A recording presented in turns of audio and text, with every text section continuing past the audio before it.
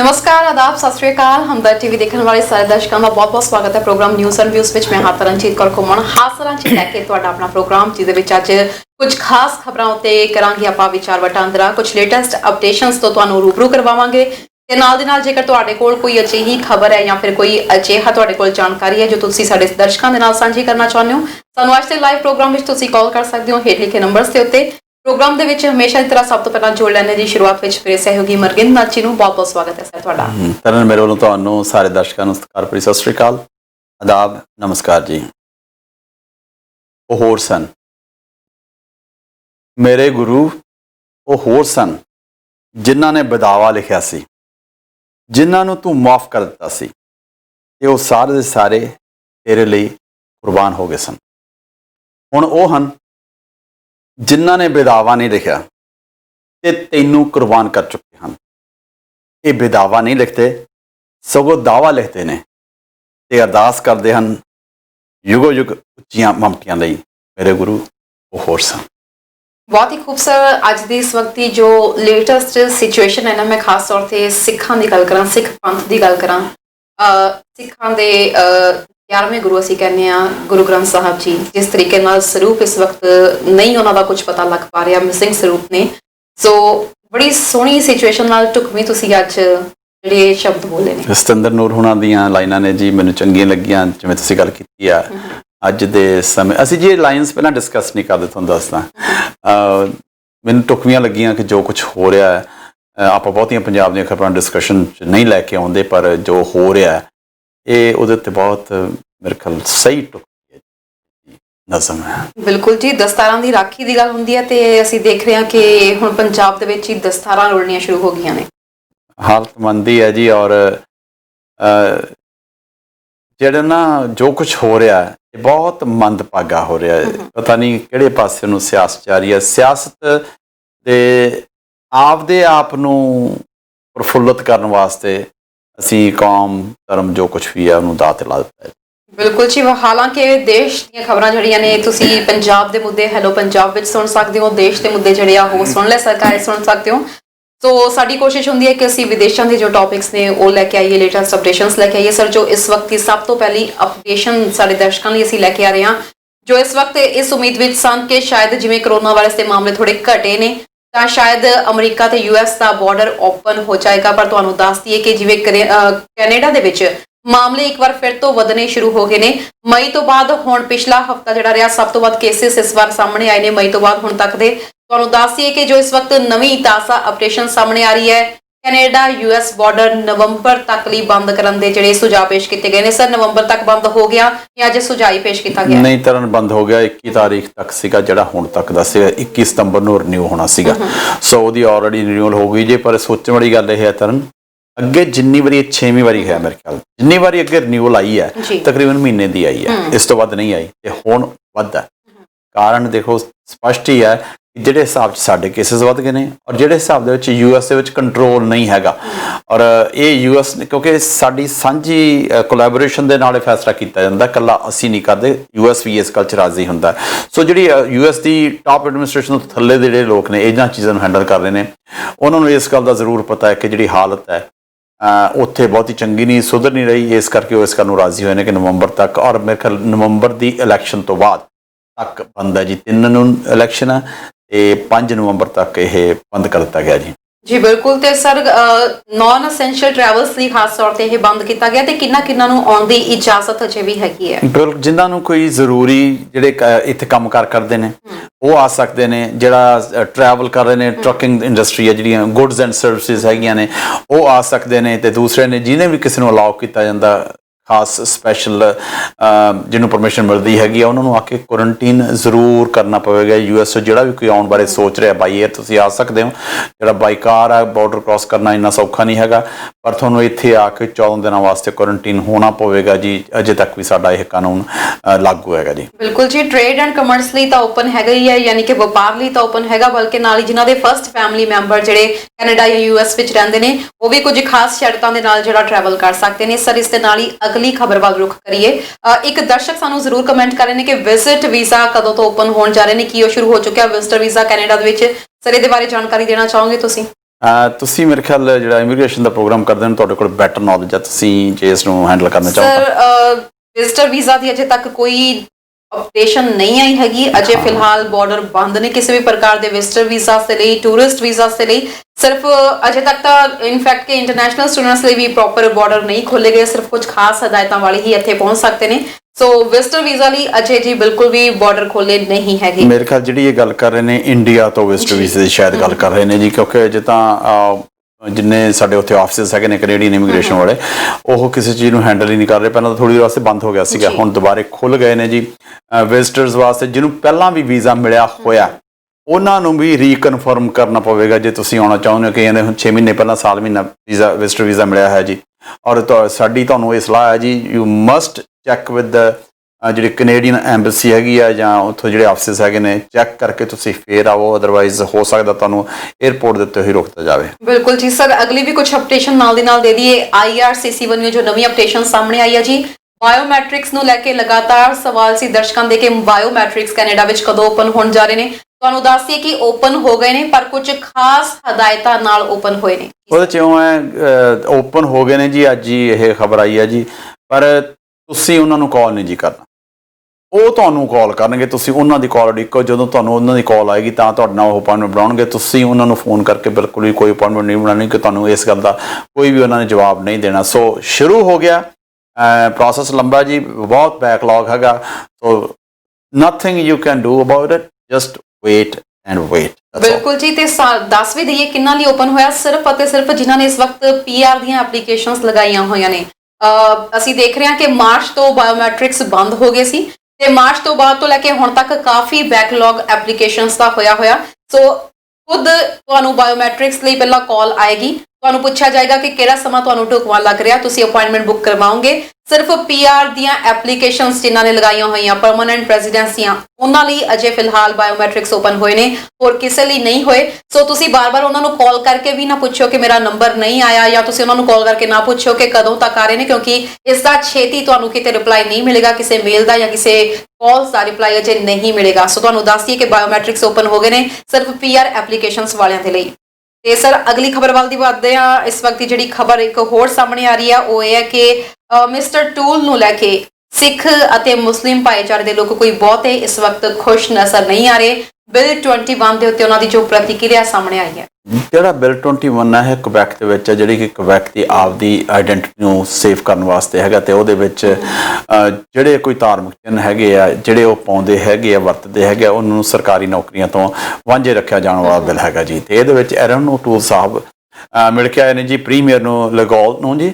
ਉਹਨਾਂ ਨਾਲ 1-on-1 meeting ਕੀਤੀ ਔਰ ਉਹਦੇ ਵਿੱਚ ਬਾਅਦ ਚ ਆ ਕੇ ਜਿਹੜੀ ਗੱਲ ਕਹੀ ਆ ਰੰਡੂ ਸਾਹਿਬ, ਤੇ ਉਸ ਤੇ ਜਿਹੜੀਆਂ ਮੁਸਲਿਮ ਕਮਿਊਨਿਟੀ ਨਾਲ ਸੰਬੰਧਿਤ ਆਰਗੇਨਾਈਜੇਸ਼ਨ ਨੇ ਤੇ ਸਿੱਖ ਕਮਿਊਨਿਟੀ ਨਾਲ ਸੰਬੰਧਿਤ ਆਰਗੇਨਾਈਜੇਸ਼ਨ ਨੇ, ਇਹਨਾਂ ਨੇ ਇਸ ਗੱਲ ਦਾ ਇਤਰਾਜ਼ ਕੀਤਾ ਕਿ ਅਰਨ ਓਟੂਲ ਸਾਹਿਬ ਨੇ ਬਿਆਨ ਇਹ ਦਿੱਤਾ ਕਿ ਉਹ ਹਮਾਇਤ ਕਰਦੇ ਆ ਜੋ ਕੁਝ ਵੀ ਕੁਬੈਕ ਆਪਣੇ ਬਾਰੇ ਕਰਨਾ ਚਾਹੁੰਦਾ, ਸੋਚਣਾ ਚਾਹੁੰਦਾ, ਫੈਸਲਾ ਲੈਣਾ ਚਾਹੁੰਦਾ, ਜਿਹਦੇ ਨਾਲ ਕਿ ਨੈਚੁਰਲੀ ਹੈ ਕਿ ਜਿਹੜੀਆਂ ਉੱਥੇ ਮਾਈਨੋਰਿਟੀਜ਼ ਹੈਗੀਆਂ ਉਹਨਾਂ ਨੂੰ ਉਹਦੇ ਵਿੱਚ ਦਬਾਅ ਦੇ ਵਿੱਚ ਆਉਣਗੀਆਂ, ਨੌਕਰੀਆਂ ਨਹੀਂ ਮਿਲਣਗੀਆਂ।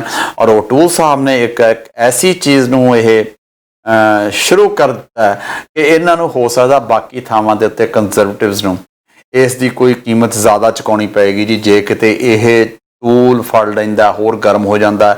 ਹੁਣ ਬਾਕੀਆਂ ਦੇ ਬਿਆਨ ਵੀ ਆਉਣਗੇ ਜੀ, ਨੋਟ ਕੀਤੇ ਜਾਣਗੇ ਜੀ, ਸਾਰਿਆਂ ਨੂੰ ਪੁੱਛੇ ਵੀ ਜਾਣਗੇ, ਜਿੰਨੇ ਵੀ ਫੈਡਰਲ ਲੀਡਰਸ ਨੇ ਉਹਨਾਂ ਦਾ ਪੋਜੀਸ਼ਨ ਦੁਬਾਰੇ ਫੇਰ ਪੁੱਛੀ ਜਾਏਗੀ ਕੀ ਹੈਗੀ ਹੈ। ਤੇ ਦੇਖੋ ਇੱਕ ਨਵਾਂ ਰੇੜਕਾ ਜੀ ਜਿਹੜਾ ਸ਼ੁਰੂ ਹੋ ਗਿਆ, ਔਰ ਪਤਾ ਨਹੀਂ ਜੇ ਇੱਥੇ ਹੀ ਮੁੱਕ ਜਾਵੇ ਤਾਂ ਠੀਕ ਆ, ਨਹੀਂ ਤਾਂ ਮੈਨੂੰ ਲੱਗਦਾ ਕਿ ਇਹਦੇ ਬਾਰੇ ਹੋਰ ਬਹੁਤ ਕੁਝ ਆਉਣ ਵਾਲੇ ਦਿਨਾਂ ਦੇ ਵਿੱਚ ਹੋ ਗਿਆ। ਤੇ ਉਧਰੋਂ ਪਾਰਲੀਮੈਂਟ ਵੀ ਖੁੱਲਣ ਜਾ ਰਹੀ ਆ। ਪਰ ਹਾਲਾਂਕਿ ਅਸੀਂ ਸਰ ਮੈਂ ਜੋ ਲੱਗਦਾ ਕਿ ਜਿਵੇਂ ਉਹ ਆਪਣੀ ਸਿਰਫ ਵੋਟ ਬੈਂਕ ਬਚਾਉਣ ਦੀ ਕੋਸ਼ਿਸ਼ ਕਰ ਰਿਹਾ ਕਿਊਬੈਕ ਵਾਲੀ ਸਾਈਡ ਦੇ ਵਿੱਚ, ਪਰ ਜੇ ਇੱਥੇ ਦੇਖੀਏ ਜਿਵੇਂ ਓਨਟਾਰੀਓ ਦੇ ਪ੍ਰੀਮੀਅਰ ਨੇ ਜਦੋਂ ਉਹਨਾਂ ਨੂੰ ਇਹ ਕੁਐਸਚਨ ਪੁੱਟ ਕੀਤਾ ਗਿਆ ਸੀ, ਉਹਨਾਂ ਨੇ ਖਾਸ ਤੌਰ ਤੇ ਕਹਿ ਦਿੱਤਾ ਸੀ ਕਿ ਮੈਂ ਇਸ ਚੀਜ਼ ਦਾ ਸਮਰਥਨ ਨਹੀਂ ਕਰਦਾ। ਐਟਲੀਸਟ ਓਨਟਾਰੀਓ ਵਿੱਚ ਮੈਂ ਐਵੇਂ ਦੇ ਕਿਸੇ ਵੀ ਬਿੱਲ ਨੂੰ ਪ੍ਰਵਾਨਗੀ ਨਹੀਂ ਦਿੰਦਾ। ਬਿਲਕੁਲ, ਦੇਖੋ ਫੋਰਸ ਜਿਹੜੇ ਬਾਕੀ ਕੁਬੈਕ ਨਾਲ ਬਾਕੀ ਦੇ ਸੂਬੇ ਨੇ ਨਾ, ਇਹਨਾਂ ਦੀ ਸੋਚਣੀ ਵੱਖਰੀ ਆ। ਕਿਉਂਕਿ ਜਦੋਂ ਇਹ ਕੰਟਰੀ ਬਣਿਆ ਸੀਗਾ, ਦੋ ਵੱਡੀਆਂ ਕਮਿਊਨਿਟੀਆਂ ਦੀ ਆਪਸ ਵਿੱਚ ਝਗੜਾ ਸੀਗਾ ਤੇ ਮਗਰੋਂ ਇਹਨਾਂ ਦਾ ਰਾਜੀਨਾਮਾ ਹੋ ਗਿਆ ਸੀਗਾ।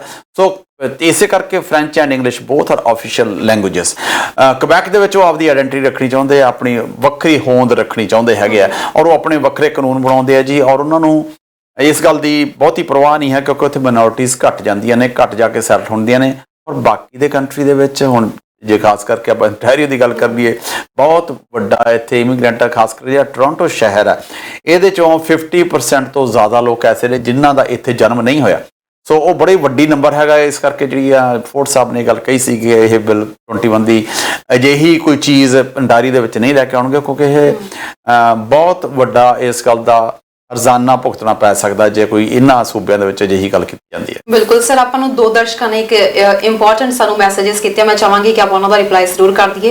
ਇੱਕ ਤਾਂ ਜੀ ਜਗਸੀਰ ਸਿੰਘ ਗਿੱਲ ਜੀ ਨੇ, ਉਹ ਕਹਿ ਰਹੇ ਨੇ ਕਿ ਉਹ EMPLOYED ਸਟੇਟਸ ਤੇ ਨੇ ਤੇ ਉਹਨਾਂ ਨੇ ਐਕਸਟੈਂਸ਼ਨ ਆਪਦੀ ਵਰਕ ਪਰਮਿਟ ਦੀ ਲਗਾਈ ਹੋਈ ਹੈ ਕਿ ਉਹ ਬਾਰਡਰ ਕ੍ਰਾਸ ਕਰ ਸਕਦੇ ਨੇ, ਟਰੱਕ ਡਰਾਈਵਰ ਨੇ। ਤੁਹਾਨੂੰ ਦੱਸ ਦਈਏ ਕਿ ਹਾਲਾਂਕਿ ਵਪਾਰ ਦੇ ਲਈ ਖੁੱਲਾ ਜ਼ਰੂਰ ਹੈ ਬਾਰਡਰ, ਪਰ ਕਿਉਂਕਿ ਤੁਸੀਂ ਇਸ ਵਕਤ EMPLOYED ਸਟੇਟਸ ਤੇ ਹੋ, ਤੁਸੀਂ ਆਪਣੇ ਇੱਕ ਵਾਰੀ ਕੰਸਲਟੈਂਟ ਨੂੰ ਜਾਂ ਤੁਸੀਂ ਅਥਾਰਟੀ ਨੂੰ ਇੱਕ ਵਾਰੀ ਜ਼ਰੂਰ ਪਤਾ ਕਰ ਲਿਓ, ਕਿਉਂਕਿ ਇਹ ਨਹੀਂ ਪਤਾ ਕਿ EMPLOYED ਸਟੇਟਸ ਵਾਲੇ ਜਿਹੜੇ ਅਜੇ ਆ ਜਾ ਸਕਦੇ ਆ ਜਾਂ ਨਹੀਂ। ਸੋ ਇਸ ਦੇ ਬਾਰੇ ਵਿੱਚ ਜਾਣਕਾਰੀ ਜ਼ਰੂਰ ਲੈ ਲਿਓ, ਇਸ ਦੇ ਬਾਰੇ ਅਜੇ ਸਾਨੂੰ ਕੋਈ ਜਾਣਕਾਰੀ ਨਹੀਂ ਹੈਗੀ। ਇੱਕ ਹੈਗੇ ਨੇ ਜੀ ਸਰਬਜੀਤ ਸਿੰਘ, ਉਹ ਕਹਿ ਰਹੇ ਨੇ ਕਿ ਉਹਨਾਂ ਨੇ UAE ਤੋਂ ਪੇਪਰ ਅਪਲਾਈ ਕੀਤੇ ਹੋਏ ਸੀ ਵਿਜ਼ਟਰ ਵੀਜ਼ਾ ਦੇ ਲਈ ਤੇ ਕੋਈ ਅਪਡੇਸ਼ਨ ਨਹੀਂ ਆਈ। ਤੁਹਾਨੂੰ ਦੱਸ ਦਈਏ ਕਿ ਜੇ ਵਿਜ਼ਟਰ ਵੀਜ਼ਾ ਦੀਆਂ ਐਪਲੀਕੇਸ਼ਨਸ ਉਹਨਾਂ ਨੇ ਔਨ ਹੋਲਡ ਰੱਖੀਆਂ ਹੋਈਆਂ, ਕੋਈ ਬਹੁਤਾ ਪ੍ਰੋਸੈਸ ਅਜੇ ਨਹੀਂ ਚੱਲ ਰਿਹਾ।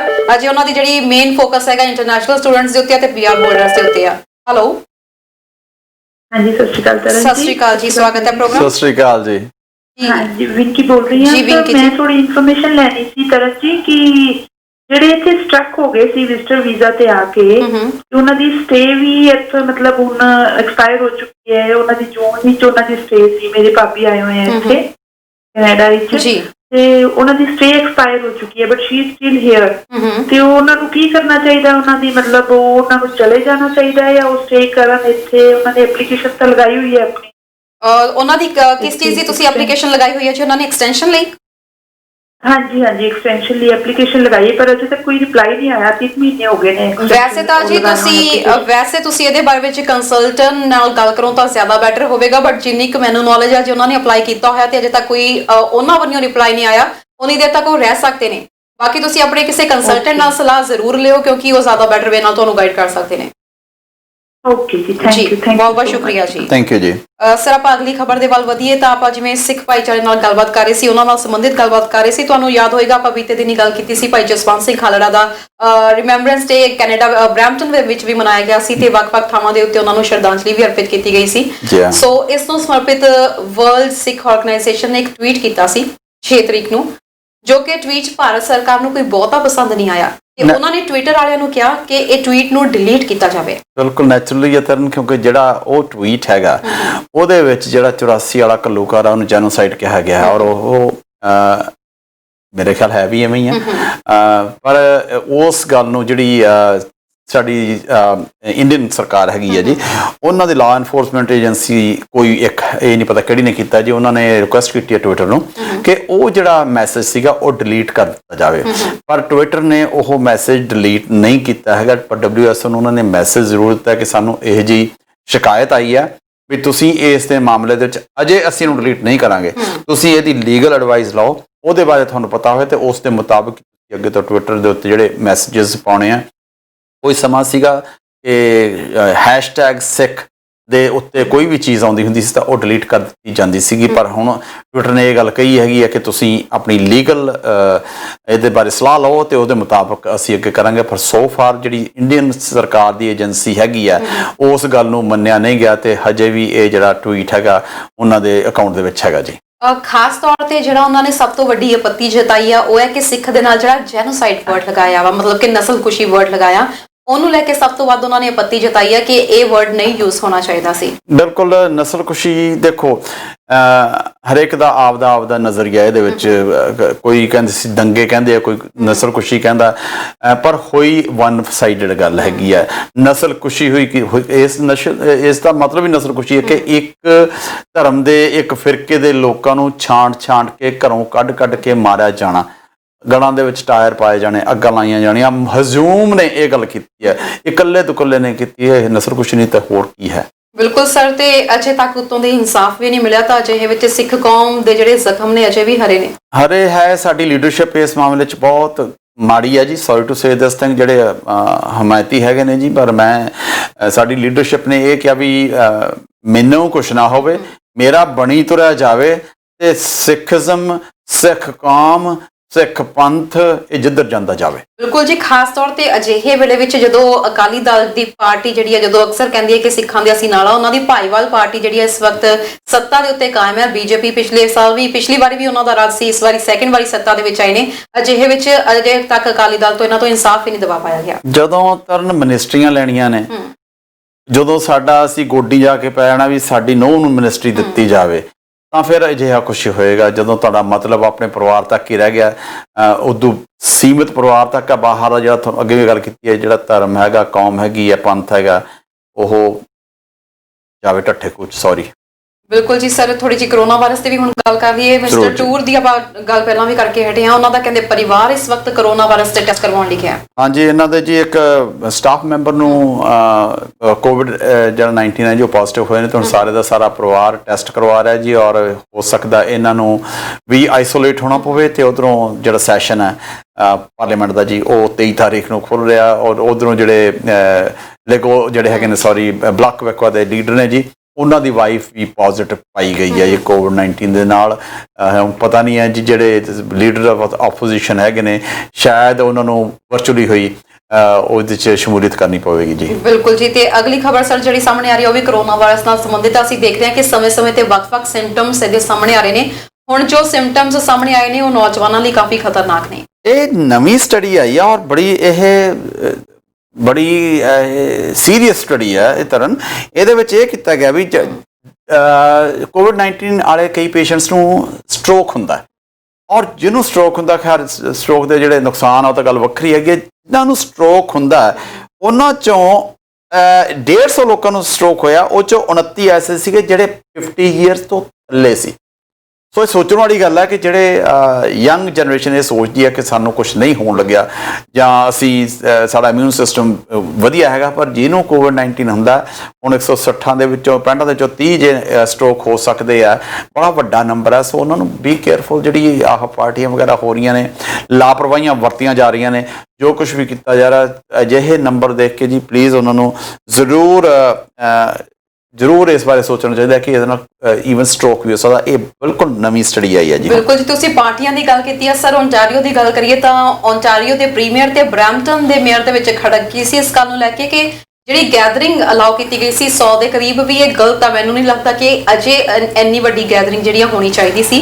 ਸੋ ਜਿਸ ਤਰੀਕੇ ਨਾਲ ਹੁਣ ਮਾਮਲੇ ਵਧਣੇ ਸ਼ੁਰੂ ਹੋ ਗਏ ਨੇ, ਮਿਸਟਰ ਫੋਰਡ ਵੀ ਇਹ ਗੱਲ ਸੋਚਣ ਵਿਚਾਰਨ ਤੇ ਲੱਗ ਗਏ ਨੇ। ਸੁਣਨ ਦੇ ਵਿੱਚ ਆ ਰਿਹਾ ਕਿ ਜਿਸ ਤਰੀਕੇ ਨਾਲ ਮਾਮਲੇ ਖਾਸ ਤੌਰ ਤੇ ਓਨਟਾਰੀਓ ਦੇ ਵਿੱਚ ਵੱਧ ਰਹੇ ਨੇ, ਉਹਨਾਂ ਨੇ ਇਹ ਚੀਜ਼ ਕਹਿ ਦਿੱਤੀ ਹੈ ਕਿ ਟੋਰਾਂਟੋ, ਪੀਲ ਤੇ ਆਟਵਾ ਵਿੱਚ ਆਉਣ ਵਾਲੇ ਸਮੇਂ ਵਿੱਚ ਜੇ ਉਹਨਾਂ ਨੂੰ ਗੈਦਰਿੰਗਸ ਘਟਾਉਣੀਆਂ ਪਈਆਂ ਤਾਂ ਉਹ ਫੈਸਲਾ ਜਲਦ ਹੀ ਲੈ ਸਕਦੇ ਨੇ। ਅੱਜ ਥੋੜੀ ਜਿਹੀ ਭਿਣਕ ਪਈ ਹੈ, ਅੱਜ ਸ਼ਾਮ ਤੱਕ, ਹੁਣ ਖਬਰਾਂ ਆਉਣ ਵੇਲੇ ਤੱਕ ਅਜੇ ਤੱਕ ਫੈਸਲਾ ਕੋਈ ਨਹੀਂ ਆਇਆ ਸੀਗਾ। ਇਸ ਤੋਂ ਬਾਅਦ ਅੱਜ ਫੈਸਲਾ ਆ ਰਿਹਾ ਹੈ ਜੀ। ਅੰਟਾਰੀਓ ਦੀ ਜਿਹੜੀ ਸਰਕਾਰ ਹੈਗੀ ਉਹ ਫੈਸਲਾ ਕਰ ਰਹੀ ਹੈ ਕਿ ਨੰਬਰ ਘਟਾਇਆ ਜਾਵੇਗਾ। ਨੰਬਰ ਘਟੇਗਾ ਜ਼ਰੂਰ ਜੀ, ਕਿੱਥੋਂ ਦਾ ਘਟੇਗਾ, it's going to be a different thing. ਪਰ ਜਿੰਨਾ ਕੁ ਫੋਰਡ ਸਾਹਿਬ ਨੇ ਮਾੜਾ ਜਿਹਾ ਹਿੰਟ ਦਿੱਤਾ, ਜਿਹੜਾ ਉਹਨੇ ਸਰਕਾਰ ਦੇ ਵਿੱਚੋਂ ਗੱਲਾਂ ਆ ਰਹੀਆਂ ਨੇ ਬਾਹਰ, ਉਹ 'ਚ ਇਉਂ ਲੱਗਦਾ ਕਿ ਬਿਜ਼ਨਸਿਸ ਨੂੰ ਕੁਝ ਨਹੀਂ ਕਿਹਾ ਜਾਵੇਗਾ, ਕਿਉਂਕਿ ਜੇ ਬਿਜ਼ਨਸਿਸ ਨੂੰ ਦੁਬਾਰੇ ਫੇਰ ਬੰਦ ਕਰ ਦਿੱਤਾ ਜਾਂਦਾ, ਜਿਹੜੀ ਇਕਨੋਮੀ ਹੈ ਉਹ ਫਿਰ ਬਹੁਤ ਲੋਕਾਂ ਦੀ ਚਾਂਸਸ ਹੈ ਕਿ ਬੈਂਕਰਪਸੀ ਦੇ ਚਾਂਸਸ ਹੋ ਜਾਂਦੇ। ਇਕਨੋਮੀ ਬਹੁਤ ਐਸੀ ਫਿਸਲੇਗੀ ਕਿ ਦੁਬਾਰੇ ਖੜਾ ਹੋਣਾ ਹੋ ਸਕਦਾ ਮੁਸ਼ਕਲ ਹੋ ਜਾਵੇ।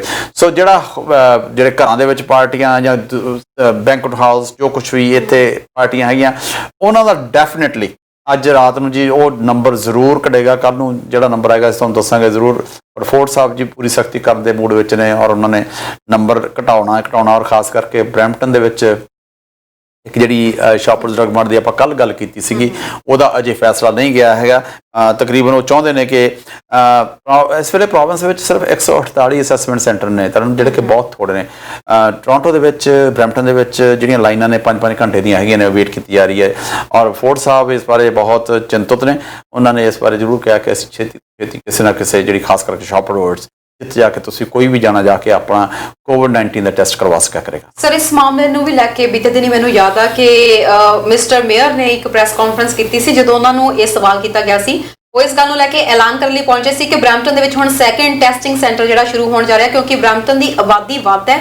ਉਹ ਕਹਿੰਦੇ ਜਦ ਟੋਰਾਂਟੋ ਦੇ ਵਿੱਚ ਇੰਨੇ ਜ਼ਿਆਦਾ ਸੈਂਟਰਸ ਹੋ ਸਕਦੇ ਨੇ, ਉਸ ਤੋਂ ਇਲਾਵਾ ਮਿਸੀਸਾਗਾ 'ਚ ਇੰਨੇ ਸੈਂਟਰਸ ਹੋ ਸਕਦੇ ਨੇ, ਬਰੈਂਪਟਨ ਦੇ ਵਿੱਚ ਸਿਰਫ ਇੱਕੋ ਹੀ ਸੈਂਟਰ ਸੀਗਾ ਟੈਸਟਿੰਗ ਦੇ ਲਈ। ਜਿਹਦੇ ਤੋਂ ਬਾਅਦ ਉਹਨਾਂ ਨੇ ਕਿਹਾ ਕਿ ਸੈਕੰਡ ਸੈਂਟਰ ਬਹੁਤ ਹੀ ਜਲਦ ਆ ਰਿਹਾ ਵਾ। ਤੇ ਨਾਲ ਦੀ ਨਾਲ ਅਸੀਂ ਦੇਖ ਰਹੇ ਹਾਂ ਕਿ ਸਰ ਆਬਾਦੀ ਵਧਣ ਦੇ ਨਾਲ ਇੱਥੇ ਟੈਸਟ ਲਈ ਹਜੇ ਹੋਰ ਜ਼ਿਆਦਾ ਸੈਂਟਰਸ ਓਪਨ ਹੋਣੇ ਬਹੁਤ ਜ਼ਰੂਰੀ ਨੇ। ਤਰਨ ਸਹੀ ਗੱਲ ਹੈ ਤੁਹਾਡੀ, ਪਰ ਕਿਉਂਕਿ ਇਸ ਗੱਲ ਦੇ ਵਿੱਚ ਮੈਂ ਫੋਰਡ ਸਰਕਾਰ ਦਾ ਥੋੜਾ ਨੁਕਸ ਜ਼ਰੂਰ ਸਮਝਾਂਗਾ ਕਿ ਕਿਉਂਕਿ ਫੋਰਡ ਸਰਕਾਰ ਨੂੰ ਪਤਾ ਕਿ ਜ਼ਿਆਦਾ ਇਸ ਵੇਲੇ ਕਸ ਹੈਗਾ ਪੀਲ ਦੇ ਵਿੱਚ ਪਿਆ, ਖਬਰਾਂ ਦੇ ਵਿੱਚ ਪੀਲ ਹੋਈ ਹੋ ਰਹੀ ਆ। ਟੋਰਾਂਟੋ ਵਿੱਚ ਹੁਣ ਨਾਲ ਆ ਲੱਗਿਆ ਤੇ ਆਟਵਾ ਉਦੋਂ ਬਾਅਦ 'ਚ ਹੁੰਦਾ ਸੀਗਾ। ਪੀਲ ਦੇ ਵਿੱਚ ਜਦੋਂ ਇੰਨਾ ਕਸ ਹੈਗਾ ਤਾਂ ਕਿਉਂ ਨਹੀਂ ਸੈਂਟਰ ਹੋਰ ਖੁੱਲ੍ਹ ਜਾਂਦੇ? ਇਹ ਕਿਉਂ ਨਹੀਂ ਅਜਿਹੀ ਗੱਲ ਕੀਤੀ ਜਾਂਦੀ ਕਿ ਲੋਕਾਂ ਨੂੰ 5-5 ਘੰਟੇ ਵੇਟ ਕਰਨੀ? ਤਰਨ ਬਾਅਦ 'ਚ ਲੋਕੀ ਲਾਈਨ 'ਚ ਖੜੇ ਨੇ, ਕਾਰਾਂ ਦੇ ਵਿੱਚ ਬੈਠੇ ਨੇ, ਵਾਰੀ ਆਉਂਦੀ ਆ ਫੇਰ ਜਾਂਦੇ ਆ, ਬਹੁਤ ਸਮਾਂ ਲੱਗਦਾ। ਜਿਹੜਾ ਮੈਨੂੰ ਲੱਗਦਾ ਸਰਕਾਰ ਨੂੰ ਜਿਹੜਾ ਸੈਕਿੰਡ ਜਦੋਂ ਖੋਲ੍ਹਿਆ ਉਹਦੀ ਥਾਂ ਤੇ ਇੱਥੇ ਮੇਰੇ ਖਿਆਲ 5 ਜਾਂ 6 ਜ਼ਰੂਰ ਚਾਹੀਦੇ ਨੇ, ਜਿਹਦੇ ਨਾਲ ਕਿ ਸਾਰੀ ਦੀ ਸਾਰੀ ਆਬਾਦੀ ਆਪਦੇ ਇਹ ਟੈਸਟ ਕਰਵਾ ਸਕੇ ਜਿਹਨਾਂ ਨੂੰ ਕਰਵਾਉਣ ਦੀ ਲੋੜ ਹੈਗੀ ਆ। ਬਿਲਕੁਲ ਜੀ, ਅਗਲੀ ਖਬਰ ਵੱਲ ਵਧਦੇ ਹਾਂ ਸਰ। ਅਸੀਂ ਸਾਰੇ ਜਾਣਦੇ ਹਾਂ ਕਿ ਕੈਲੀਫੋਰਨੀਆ ਦੇ ਵਿੱਚ ਅੱਗ ਨੇ ਭਿਅੰਕਰ ਰੂਪ ਧਾਰਨ ਕੀਤਾ ਹੋਇਆ ਤੇ ਬ੍ਰਿਟਿਸ਼ ਕੋਲੰਬੀਆ ਦੇ ਵਿੱਚ ਜਿਹੜੇ ਰਹਿ ਰਹੇ ਨੇ ਇਸ ਵਕਤ ਉਹਨਾਂ ਦੀ ਹਾਲਤ ਕਾਫੀ ਖਰਾਬ ਹੈ। ਮੌਸਮ ਜਿਸ ਤਰੀਕੇ ਨਾਲ ਉੱਥੇ ਖਰਾਬ ਹੋ ਚੁੱਕਿਆ, ਹਵਾ ਦੇ ਵਿੱਚ ਪੂਰਾ ਧੂੰਆਂ ਫੈਲ ਚੁੱਕਿਆ ਤਾਂ ਬਹੁਤ ਜ਼ਿਆਦਾ ਖਰਾਬ ਹੋ ਰਹੇ ਨੇ ਹਾਲਾਤ। ਅਜਿਹੇ ਵਿੱਚ ਹੁਣ ਜਿਹੜੇ ਕੈਨੇਡੀਅਨ ਫਾਇਰ ਫਾਈਟਰਸ ਨੇ ਉੱਥੇ ਪਹੁੰਚ ਕੇ ਅੱਗ ਤੇ ਕਾਬੂ ਪਾਉਣ ਵਿੱਚ ਆਪਣੀ ਮਹੱਤਵਪੂਰਨ ਭੂਮਿਕਾ ਅਦਾ ਕਰ ਰਹੇ ਨੇ। ਮੇਰਾ ਇਹ ਸੁਨੇਹਾ ਅਮਰੀਕਨਸ ਵਾਸਤੇ ਹੈ ਜਿਹੜੇ ਸਾਡਾ ਸ਼ੋਅ ਦੇਖਦੇ ਹੋ, ਅਸੀਂ ਚਾਹੇ ਕੁਝ ਵੀ ਹੈ ਜੀ, ਚਾਹੇ ਅਸੀਂ ਛੋਟਾ ਦੇਸ਼ ਹਾਂ, ਚਾਹੇ ਸਾਡੀ ਤੁਹਾਡੇ ਨਾਲ 10ਵਾਂ ਹਿੱਸਾ ਆਬਾਦੀ ਹੈਗੀ ਹੈ, ਜਿੱਥੇ ਵੀ ਕਿਤੇ ਅਮਰੀਕਾ ਨੂੰ ਲੋੜ ਪੈਂਦੀ ਹੈ ਹਾਕ ਮਾਰਦਾ ਅਸੀਂ ਹਾਜ਼ਰ ਹੁੰਨੇ ਆ, ਔਰ ਕਈ ਵਾਰੀ ਬਿਨਾਂ ਕਹੇ ਤੋਂ ਵੀ ਹਾਜ਼ਰ ਹੁੰਨੇ ਆ। ਕਈਆਂ ਨੂੰ ਇਹ ਵਹਿਮ ਹੈਗੀ ਹੈ ਕਿ ਕੈਨੇਡਾ ਬੜਾ ਛੋਟਾ ਕੰਟਰੀ ਆ ਤੇ ਸਾਨੂੰ ਇਹਦੀ ਐਡੀ ਜ਼ਰੂਰਤ ਨਹੀਂ ਹੈ, ਸਾਡੇ ਬਿਨਾਂ ਨਹੀਂ ਸਰ ਸਕਦਾ, ਚਾਹੇ ਅਸੀਂ ਕੁਝ ਵੀ ਕਰਦੇ ਹਾਂ। ਬੜਾ ਲੰਬਾ ਬਾਰਡਰ ਹੈ, ਜੇ ਸਾਡੇ ਬਾਰਡਰ ਤੇ ਤੁਹਾਨੂੰ ਫੌਜ ਲਾਉਣੀ ਪੈ ਜਾਵੇ ਤਾਂ ਤੁਹਾਡੀ ਸਾਰੀ ਫੌਜ ਦੁਨੀਆ ਜਿਹੜੀ ਬੈਠੀ ਆ ਉਹ ਇੱਥੇ ਲੱਗ ਜਾਣੀ ਹੈ। ਸੋ ਅਸੀਂ, ਪਰ ਸਾਨੂੰ ਵੀ ਤੁਹਾਡੇ ਤੇ ਬਹੁਤ ਮਾਣ ਹੈਗਾ ਜੀ, ਕਿਉਂਕਿ ਸਾਨੂੰ ਤੁਹਾਡਾ ਸਹਾਰਾ ਹੈਗਾ। ਅੱਗਾਂ ਲੱਗੀਆਂ ਹੋਈਆਂ ਨੇ ਕੈਲੀਫੋਰਨੀਆ ਦੇ ਵਿੱਚ, ਸਾਡੇ ਕੁਬੈਕ ਦੇ ਵਿੱਚੋਂ ਐਟਲੀਸਟ 45 ਫਾਈਟਰਸ ਨੇ ਜੀ, ਜਿਹੜਾ ਉੱਥੇ ਅੱਗਾਂ ਦੇ ਨਾਲ ਲੜਨ ਵਾਸਤੇ ਗਏ ਹੋਏ ਨੇ, ਔਰ ਜਿੱਥੇ ਅੱਗ ਕੰਟਰੋਲ ਹੋ ਜਾਂਦੀ ਆ ਉਸ ਜਗ੍ਹਾ ਤੋਂ ਫਿਰ ਇਉਂ ਨਹੀਂ ਉਹ ਵਾਪਸ ਆ ਰਹੇ ਨੇ ਤਰਨ। ਹੁਣ ਉਹਨਾਂ ਨੂੰ ਸਾਰਿਆਂ ਨੂੰ ਸ਼ਿਫਟ ਕਰਕੇ ਓਰਗਨ ਦੇ ਵਿੱਚ ਭੇਜਿਆ ਜਾ ਰਿਹਾ ਹੈਗਾ ਕਿ ਉੱਥੇ ਜਾ ਕੇ ਜਿਹੜੀ ਅੱਗ ਹੈਗੀ ਆ 4000 ਏਕੜ ਤੋਂ ਉੱਪਰ ਨੁਕਸਾਨ ਹੋ ਚੁੱਕਿਆ। ਤੁਸੀਂ ਦੇਖੋ ਕੈਲੀਫੋਰਨੀਆ ਦੀਆਂ ਅੱਗਾਂ ਨੇ ਸਾਡੇ BC ਦੇ ਵਿੱਚ ਉਹਦਾ ਧੂਆਂ ਦਾ ਇੰਨਾ ਵੱਡਾ ਅਸਰ ਹੋਇਆ, ਕਈ ਵਾਰੀ ਇਉਂ ਲੱਗਦਾ ਜਿਵੇਂ ਧੁੰਦ ਪਈ ਹੁੰਦੀ ਹੈ, ਸੂਰਜ ਨਹੀਂ ਦਿਸਦਾ ਹੈਗਾ, ਪਰ ਅਸੀਂ ਹਮੇਸ਼ਾ ਹਾਜ਼ਰ ਰਹਿੰਦੇ ਹਾਂ ਜੀ ਜਦੋਂ ਵੀ ਕਿਤੇ ਜ਼ਰੂਰਤ ਪੈਂਦੀ ਹੈ। ਟਰੰਪ ਸਾਹਿਬ ਨੂੰ ਜ਼ਰੂਰ ਸਮਝਾਓ ਜਦੋਂ ਜੀ ਕਰਦਾ ਬਕਵਾਸ ਕਰਦੇ ਨੇ ਜੀ ਕੈਨੇਡੀਅਨਸ ਦੇ ਬਾਰੇ, ਜਿਹੜਾ ਕਿ ਸਾਨੂੰ ਚੰਗਾ ਨਹੀਂ ਜੀ ਲੱਗਦਾ, ਪਰ ਅਸੀਂ ਫਿਰ ਵੀ ਜਿੱਥੇ ਕਿਤੇ ਸਾਡੀ ਜ਼ਰੂਰਤ ਪੈਂਦੀ ਹੈ ਜੀ ਅਸੀਂ ਹਾਜ਼ਰ ਰਹਿੰਦੇ ਹਾਂ। ਬਿਲਕੁਲ ਜੀ, ਤੇ ਅਗਲੀ ਖਬਰ ਵੱਲ ਵਧਦੇ ਹਾਂ ਸਰ। ਕੁਈਨ ਦੀ ਅਸੀਂ ਜਾਣਦੇ ਹਾਂ ਕਿ ਕਿਸੇ ਸਮੇਂ ਸਾਰੇ ਪਾਸੇ ਬਾਦਸ਼ਾਹਤ ਸੀ, ਪਰ ਹੁਣ ਛੋਟੇ ਮੁਲਕ ਵੀ ਇਸ ਸਰਪ੍ਰਸਤੀ ਤੋਂ ਮੁਕਤ ਹੋਣਾ ਚਾਹੁੰਦੇ ਨੇ। ਗੱਲ ਕਰ ਰਹੇ ਹਾਂ ਜੀ ਬਾਰਬਾਡੋਸ ਦੀ, ਜਿਹੜੇ ਕਹਿ ਰਹੇ ਨੇ ਕਿ ਕੁਈਨ ਦੀ ਸਰਪ੍ਰਸਤੀ ਤੋਂ ਹੁਣ ਬਹੁਤ ਜਲਦ ਮੁਕਤੀ ਚਾਹੁੰਦੇ ਨੇ। ਸਮਾਂ ਬੜਾ ਬਲਵਾਨ ਹੈ ਤਰਨ। ਕੋਈ ਸਮਾਂ ਸੀਗਾ ਕਿ ਇਹਨਾਂ ਦੇ ਰਾਜ ਦੇ ਵਿੱਚ ਕਹਿੰਦੇ ਸੂਰਜ ਨਹੀਂ ਸੀ ਛਿਪਦਾ ਹੁੰਦਾ, ਮਤਲਬ ਇਹ ਸਾਰੀ ਦੁਨੀਆ ਤੇ ਰਾਜ ਸੀਗਾ, ਕਿਤੇ ਨਾ ਕਿਤੇ ਸੂਰਜ ਚੜਿਆ ਹੁੰਦਾ ਸੀਗਾ। ਹੁਣ ਹਾਲਤ ਕੀ ਹੈ?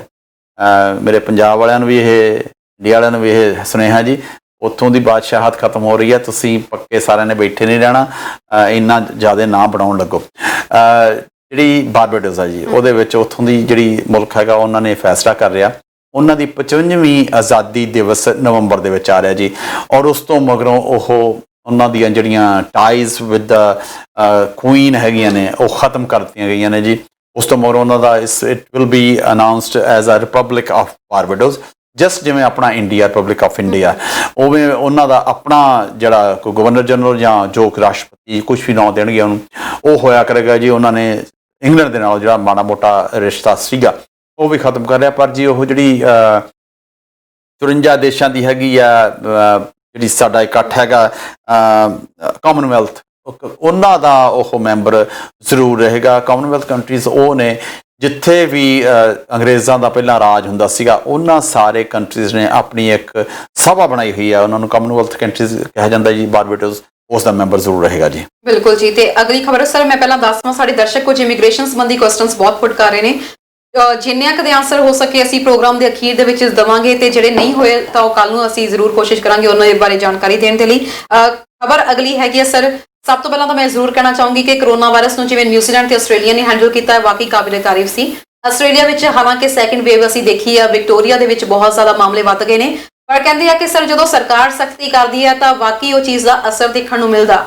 ਵਿਕਟੋਰੀਆ ਦੀ ਸਰਕਾਰ ਨੇ ਹੁਣ ਕਾਫੀ ਜ਼ਿਆਦਾ ਸਖਤੀ ਕਰ ਦਿੱਤੀ ਹੈ ਤਾਂ ਕਿ ਬਾਕੀ ਦੇ ਮੁਲਕ ਵਿੱਚ ਕਰੋਨਾ ਵਾਇਰਸ ਦੇ ਮਾਮਲੇ ਨਾ ਵੱਧ ਸਕਣ, ਤੇ ਕਾਬਿਲੇ ਤਾਰੀਫ ਹੈ ਜੁਰਮਾਨੇ ਠੋਕਣੇ ਸ਼ੁਰੂ ਕਰਤੇ ਨੇ। ਇਹ ਇੰਨਾ ਵੱਡਾ ਐਗਜ਼ਾਮਪਲ ਸੈੱਟ ਕਰ ਰਹੇ ਨੇ ਆਸਟ੍ਰੇਲੀਅਨ ਕਿ ਬਾਕੀ ਦੇਸ਼ਾਂ ਵਾਸਤੇ ਇੱਕ ਬੜਾ ਵਧੀਆ ਸੀ, ਇਹਨੂੰ ਫੋਲੋ ਕਰ ਸਕਦੇ ਹੋ।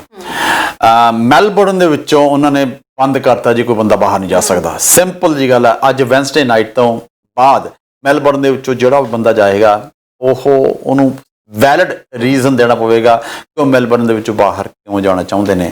ਜਿਹੜਾ ਬੰਦਾ ਫੜਿਆ ਗਿਆ, ਜਿਹੜਾ ਬੰਦਾ ਗਲਤ ਜਾਣ ਬਾਰੇ ਫਿਰਦਾ ਹੈਗਾ, ਇਕੱਲਾ ਇਹ ਨਹੀਂ ਤਰਨ, ਸਾਰੀਆਂ ਰੋਡਸ ਬਲੌਕ ਨੇ, ਜਿਹੜੀ ਉੱਥੋਂ ਦੀ ਮਿਲਟਰੀ ਆ ਉਹ ਵੀ ਲਾਈ ਹੋਈ ਹੈ, ਈਵਨ ਹਾਈਵੇਜ਼ ਬਲੌਕ ਕੀਤੇ ਹੋਏ ਨੇ ਜਿਹਨੇ ਬਾਹਰ ਜਾਣਾ, ਟ੍ਰੇਨਸ, ਬੱਸਸ, ਸਾਰੀਆਂ ਥਾਵਾਂ ਦੇ ਉੱਤੇ ਅਗਲੇ ਨੂੰ ਕੁਐਸਚਨ ਕੀਤਾ ਜਾ ਰਿਹਾ। ਫਾਈਨ ਪਤਾ ਕਿੰਨਾ? 4,957 ਆਸਟ੍ਰੇਲੀਅਨ ਡਾਲਰਸ।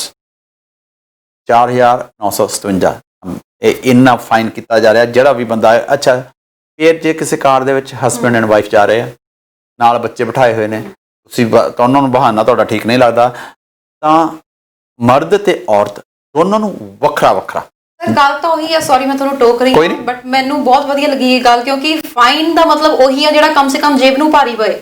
ਇੱਥੇ 100, 200, 300 ਦੀ ਟਿਕਟ ਦੇ ਕੇ ਛੱਡ ਦਿੱਤਾ ਜਾਂਦਾ ਨਾ। ਉਹ ਤਾਂ ਲੋਕਾਂ ਨੂੰ ਐਂ ਲੱਗਦਾ ਕਿ ਅਸੀਂ ਪਾਰਟੀ ਕਰ ਲਈ, ਪਾਰਟੀ ਜੀ ਖਾ ਲੇ। ਸਹੀ ਗੱਲ ਹੈ, ਫਿਰ ਮਾਮਲੇ ਕੱਟ ਨਹੀਂ ਰਹੇ, ਲੋਕੀ ਵੀ ਟਿਕ ਨਹੀਂ ਰਹੇ। ਤਾਂ ਵੀ ਹਾਂ, ਇਹ ਸਹੀ ਗੱਲ ਹੈ। ਤਾਂ ਸਾਡੇ ਆਪਣੇ ਇੱਥੇ ਐਸੇ ਲੋਕ ਹੈਗੇ ਨੇ ਜਿਹੜੇ ਕਿ 200-300 ਡਾਲਰ ਨੂੰ, ਮੇਰੇ ਵਾਸਤੇ ਬਹੁਤ ਵੱਡੀ ਚੀਜ਼ ਹੈ, 200-300 ਡਾਲਰ ਨੂੰ ਕੁਛ ਨਹੀਂ ਸਮਝਦੇ ਹੈਗੇ। ਉਹ ਕਹਿੰਦੇ ਚਲੋ ਫਾਈਨ ਦੇ ਦਾਂਗੇ, ਕੋਈ ਐਸੀ ਗੱਲ ਹੈ ਨਹੀਂ। ਪਰ ਜਿਹੜਾ ਆਹ ਫਾਈਨ ਹੈ, ਆਲਮੋਸਟ 5,000 ਡਾਲਰ ਹੈ ਜਿਹੜਾ ਫਾਈਨ ਹੈ, ਇਹ ਇੰਨਾ ਹੀ ਹੋਣਾ ਚਾਹੀਦਾ। ਇਹੀ ਸਭ ਤੋਂ ਜਦ ਤੱਕ ਤੁਹਾਡੀ ਕਿਸੇ ਨੂੰ ਉਹਨੂੰ ਜੇਬ ਤੇ ਹਰਟ ਨਹੀਂ ਕੀਤਾ ਜਾਂਦਾ ਤਾਂ ਲੋਕਾਂ ਨੂੰ ਉਸ ਗੱਲ ਦੀ ਛੇਤੀ ਕਿਤੇ ਕਰਨੀ ਆਉਂਦੀ। ਹੁਣ ਇੰਨਾ ਵੱਡਾ ਫਾਈਨ ਹੈਗਾ ਤਾਂ ਮੇਰਾ ਖਿਆਲ ਹੈ, ਉਹ ਕਹਿੰਦੇ ਜੀ ਜਿੰਨੀ ਕਿਸੇ ਕਾਰ ਦੇ ਮਗਰ ਵੋਟ ਪਾਈ ਹੋਈ ਹੈ, ਕੋਈ ਕੈਰਾਵੈਨ ਜਾ ਰਿਹਾ ਹੈਗਾ, ਕਿਸੇ ਦਾ ਟ੍ਰੇਲਰ ਨਾਲ ਬੰਨਿਆ ਹੋਇਆ, ਜਿਹੜਾ ਜਾਏਗਾ ਉਹਨੂੰ ਤਾਂ ਪੱਕਾ ਰੋਕਣਾ ਹੀ ਰੋਕਣਾ ਸੀ। ਬਾਕੀਆਂ ਨੂੰ ਵੀ ਕਿਸੇ ਨੂੰ ਵੀ ਰੈਂਡਮਲੀ ਚੈੱਕ ਕਰਨਗੇ। ਔਰ ਆਪਦਾ ਬਚੋ, ਮੈਲਬਰਨ ਵਾਲਿਓ, ਤੁਹਾਨੂੰ ਬਾਹਰ ਨਿਕਲਣ ਦੀ ਲੋੜ ਨਹੀਂ ਹੈ ਜਿੰਨੀ ਦੇਰ ਸਰਕਾਰ ਕਹਿੰਦੀ ਆ। ਅੱਜ ਮਿਡਨਾਈਟ ਤੁਹਾਡੇ ਆਲਰੇਡੀ ਹੋ ਚੁੱਕੀ ਹੈ, ਦਿਨ ਚੜ੍ਹ ਚੁੱਕਿਆ ਜੀ। ਹੁਣ ਤੋਂ ਤੁਹਾਡੇ ਉਹ ਫਾਈਨ ਸ਼ੁਰੂ ਹੋ ਗਿਆ ਜੀ। ਬਿਲਕੁਲ ਜੀ ਸਰ। ਉੱਥੇ ਦੂਜੇ ਪਾਸੇ, ਜਿੱਥੇ ਇੱਕ ਪਾਸੇ ਸਾਡੇ ਦੇਸ਼ ਅਸੀਂ ਗੱਲ ਕਰੀਏ ਭਾਰਤ ਦੀ, ਉੱਥੇ ਜਿਹੜੇ ਆ ਫੰਡਿੰਗ ਨੂੰ ਗੱਲ ਕੀਤੀ ਜਾਂਦੀ ਹੈ, ਤਾਂ ਫੰਡਿੰਗ ਦੇ ਨਾਮ ਦੇ ਉੱਤੇ ਪੈਸੇ ਤਾਂ ਬਹੁਤ ਦਿੱਤੇ ਜਾਂਦੇ ਆ, ਪਰ ਆਪਸ 'ਚ ਨੇਤਾ ਵੰਡ ਕੇ ਖਾ ਲੈਂਦੇ ਨੇ। ਵਜੀਫਿਆਂ ਦੇ ਪੈਸੇ ਜੋ ਬੱਚਿਆਂ ਲਈ ਆਉਂਦੇ ਆ ਉਹ ਖਾਦੇ ਜਾਂਦੇ ਨੇ, ਉਹਦੇ ਵਿੱਚ ਘੁਟਾਲੇ ਹੋ ਜਾਂਦੇ ਨੇ। ਪਰ ਆਸਟ੍ਰੇਲੀਆ ਸਰਕਾਰ ਦੀ ਗੱਲ ਕਰੀਏ, ਦੂਸਰੀ ਕਮਿਊਨਿਟੀਜ਼ ਦੇ ਲਈ, ਉਹਨਾਂ ਦੀ ਕਮਿਊਨਿਟੀ ਦੇ ਪ੍ਰੋਜੈਕਟਸ ਲਈ ਫੰਡਿੰਗ ਦਿੱਤੀ ਜਾ ਰਹੀ ਆ। ਫੰਡਿੰਗ ਤਾਂ ਜਿਹੜੇ ਵਜ਼ੀਫੇ ਖਾ ਗਏ ਉਹ ਤਾਂ ਗੱਲ ਵੱਖਰੀ ਜੀ। ਚਾਰਾ ਖਾ ਗਏ, ਵੱਡੇ ਵੱਡੇ ਹਾਈਵੇ ਖਾ ਗਏ, ਪੁਲ ਖਾ ਗਏ, ਪਤਾ ਨਹੀਂ ਕਿਵੇਂ ਤਾਂ ਕਰੋਨਾ ਵਾਇਰਸ ਤੇ ਫੰਡ ਵੀ ਖਾ ਗਏ ਹੁਣ, ਕਿਵੇਂ ਹਜ਼ਮ ਕਰ। ਈਵਨ ਕਰਨ ਇਹ ਵੀ ਪਤਾ ਲੱਗਿਆ ਸੀਗਾ ਜਿਹੜੇ ਬਾਡੀ ਬੈਗਸ ਨੇ, ਜਿਹੜੇ ਸਾਡੇ ਫੌਜੀ ਸ਼ਹੀਦ ਹੁੰਦੇ ਨੇ, ਬਾਡੀ ਬੈਗਸ ਵਾਲਾ ਬੜਾ ਵੱਡਾ ਸਕੈਮ ਸੀਗਾ, ਉਹ ਵੀ ਖਾ ਗਏ। ਇਦੋਂ ਹੋਰ ਕਿੰਨੇ ਕੁ ਨੀਚ ਗੱਲ ਹੋ ਸਕਦੀ ਹੈ ਜੀ। ਵਿਕਟੋਰੀਆ ਨੇ, ਇਹ ਜਿਹੜਾ ਆਸਟ੍ਰੇਲੀਆ ਦੇ ਵਿੱਚ ਵਿਕਟੋਰੀਆ ਸੂਬਾ ਜੀ, ਉਹਨੇ 2.4 ਮਿਲੀਅਨ 3.5 ਮਿਲੀਅਨ ਡਾਲਰ ਜਿਹੜੀਆਂ ਧਾਰਮਿਕ ਸੰਸਥਾਵਾਂ ਨੇ ਔਰ ਜਿਹੜੀਆਂ ਸੋਸ਼ਲ ਕੰਮ ਕਰਦੀਆਂ ਨੇ ਉਹਨਾਂ ਦੇ ਵਿੱਚ ਵੰਡਣ ਦਾ ਫੈਸਲਾ ਕੀਤਾ, ਜਿਹੜਾ ਕਿ ਮੰਦਿਰਾਂ ਨੂੰ, ਮਸਜਿਦਾਂ ਨੂੰ, ਗੁਰਦੁਆਰਿਆਂ ਨੂੰ ਇਹ ਪੈਸੇ ਦਿੱਤੇ ਜਾਣਗੇ ਤਾਂ ਕਿ ਉਹ ਆਪਣੀਆਂ ਰੈਨੋਵੇਸ਼ਨਸ ਕਰ ਸਕਣ, ਆਪਦੀ ਚੀਜ਼ ਨੂੰ ਬੈਟਰ ਬਣਾ ਸਕਣ। ਇਹਦਾ ਦੇਖੋ ਕਿੰਨੀ ਵਧੀਆ ਗੱਲ ਹੈ ਕਿ ਜਿਹੜੀਆਂ ਇਹ ਸੰਸਥਾਵਾਂ ਨੇ ਸਾਰੀਆਂ ਨੇ ਬੜਾ ਕੰਮ ਕੀਤਾ ਇਸ ਮਾਮਲੇ 'ਚ। ਆਪਾਂ ਨੂੰ ਆਪਣੇ ਸਿੱਖ ਧਰਮ ਦੇ ਬਾਰੇ ਨਾਲ ਜਿਹੜੀਆਂ ਸੰਬੰਧਿਤ ਆ ਉਹਨਾਂ ਬਾਰੇ ਪਤਾ ਲੱਗਦਾ। ਦੂਸਰਿਆਂ ਨੇ ਵੀ, ਈਵਨ ਬੁੱਧਿਜ਼ਮ ਦੇ ਬਾਰੇ ਵੀ ਇਹ ਆਇਆ ਸੀਗਾ ਕਿ ਉਹਨਾਂ ਨੂੰ ਜਿਹੜੇ ਫਾਇਰ ਫਾਈਟਰਸ ਨੇ ਜਾਂ ਜਿਹੜੇ ਕੋਵਿਡ ਦੇ ਨਾਲ ਫਾਈਟ ਕਰ ਰਹੇ ਨੇ, ਇੰਨਾ ਜ਼ਿਆਦਾ ਟਾਈਮ ਲੱਗਦਾ, ਉਹਨਾਂ ਨੂੰ ਜਾ ਕੇ ਮਸਾਜਸ ਵਗੈਰਾ ਇਹੋ ਜਿਹਾ ਕੁਛ ਦੇਖਣਾ। ਹਰ ਇੱਕ ਨੇ, ਕਮਿਊਨਿਟੀ ਨੇ ਜਿੰਨਾ ਕੁ ਦਾ ਹਿੱਸਾ ਹੋਇਆ ਉਹਨਾਂ ਨੇ ਕੰਟਰੀਬਿਊਟ ਕੀਤਾ ਤੇ ਹੁਣ ਸਰਕਾਰ ਵੀ ਉਹਨਾਂ ਨੂੰ ਉਹਦਾ ਇਵਜ਼ਾਨਾ ਦੇ ਰਹੀ ਹੈ ਕਿ ਜਿਹੜੀਆਂ ਵੀ ਜਿਵੇਂ ਆਪਾਂ ਅੱਗੇ ਗੱਲ ਕੀਤੀ ਸੀ ਕਿ $30,000 ਇੱਕ ਗੁਰੂ ਘਰ ਨੂੰ ਦਿੱਤਾ ਗਿਆ, ਉਹ ਕਹਿੰਦੇ ਅਸੀਂ ਰੈਨੋਵੇਸ਼ਨਸ ਕਰ ਲੈਣੀਆਂ ਨੇ। ਔਰ ਜੇ ਅਜਿਹੀਆਂ ਗੱਲਾਂ ਮੰਨੀਆਂ ਜਾਂਦੀਆਂ ਨੇ ਤਾਂ ਮੇਰੇ ਖਿਆਲ ਉਹ ਜਿਹੜੀਆਂ ਕਮਿਊਨਿਟੀਆਂ ਨੇ ਮੁੜ ਕੇ ਹੋਰ ਸਟਰੋਂਗ ਹੁੰਦੀਆਂ ਨੇ, ਅਗਲੀ ਵਾਰੀ ਹੋਰ ਬੈਟਰ ਮਦਦ ਕਰਨ ਵਾਸਤੇ ਰੈਡੀ ਹੁੰਦੇ ਨੇ। ਇਹ ਬੜਾ ਵਧੀਆ ਉਪਰਾਲਾ ਕੀਤਾ ਜਿਹੜਾ ਸਰਕਾਰ ਨੇ ਕੀਤਾ ਜੀ। ਬਿਲਕੁਲ ਸਰ, ਜਿਵੇਂ ਤੁਸੀਂ ਕਿਹਾ ਕਿ ਸਰਕਾਰ ਦੇ ਉਪਰਾਲੇ ਦੀ ਤਾਂ ਗੱਲ ਕੀਤੀ ਹੈ, ਪਰ ਜਿਵੇਂ ਕਰੋਨਾ ਵਾਇਰਸ ਦੇ ਕਰਕੇ work from home the trend ਸ਼ੁਰੂ ਹੋ ਚੁੱਕਿਆ, ਸੋ ਤੁਹਾਨੂੰ ਇਹ ਟ੍ਰੈਂਡ ਕਿਵੇਂ ਲੱਗਦਾ? ਮੈਂ ਤਾਂ ਲੱਗਦਾ ਨਾਲ ਦੀ ਨਾਲ ਛੁੱਟੀਆਂ ਦਾ ਮੌਸਮ ਇੱਕ ਤਰ੍ਹਾਂ ਨਾਲ ਹੋ ਜਾਵੇ, ਬੰਦਾ ਘੁੰਮ ਫਿਰ ਕੇ ਆਵੇ, ਨਾਲ ਦੀ ਨਾਲ ਰਿਲੈਕਸ ਹੋਵੇ, ਇੱਕ ਪਾਸੇ ਪੀਸੀ ਦੇ ਉੱਤੇ ਕਿਉਂਕਿ ਵਰਕ ਕਰਨਾ ਆ, ਪੂਰੀ ਫੀਲਿੰਗ ਲਈ ਜਾਵੇ ਛੁੱਟੀਆਂ ਵਾਲੀ। ਤੁਹਾਨੂੰ ਕੀ ਲੱਗਦਾ ਆ? ਕਿਆ ਬਾਤ ਹੈ। ਦੇਖੋ ਜੀ, ਤੁਸੀਂ ਸਮੁੰਦਰ ਦੇ ਕੰਢੇ ਬੈਠੇ ਹੋ, ਉੱਥੇ ਕੁਰਸੀ ਲੱਗੀ ਹੋਵੇ ਤੇ ਛਤਰੀ ਉੱਤੇ ਲੱਗੀ ਹੋਵੇ, ਠੰਡੀ ਹਵਾ ਆਉਂਦੀ ਹੋਵੇ, ਛੱਲਾਂ ਦੀ ਆਵਾਜ਼ ਆਉਂਦੀ ਹੋਵੇ ਤੇ ਤੁਸੀਂ ਕੰਪਿਊਟਰ ਤੇ ਕੰਮ ਕਰ ਰਹੇ ਹੋ, ਕਰ ਸਕਦੇ ਹੋ ਜੀ ਤੁਸੀਂ। ਇਹ ਸ਼ੁਰੂ ਹੋਇਆ ਜੀ, ਇਹ ਮਾਲਦੀਵਸ ਦੇ ਵਿੱਚ ਹੋ ਰਿਹਾ ਜੀ। ਉਹਨਾਂ ਨੇ ਇੱਕ ਵਰਕੇਸ਼ਨ ਪੈਕੇਜ ਹੈ, ਇਹਦਾ ਨਾਮ ਰੱਖਿਆ ਤਰਨ। ਉਹ 1 ਸਤੰਬਰ ਤੋਂ ਸ਼ੁਰੂ ਹੋ ਚੁੱਕਿਆ ਆਲਰੇਡੀ। ਇਹ ਤੁਸੀਂ ਹਫ਼ਤੇ ਤੋਂ ਲੈ ਕੇ 21 ਦਿਨਾਂ ਤੱਕ ਬੁੱਕ ਕਰ ਸਕਦੇ ਹੋ।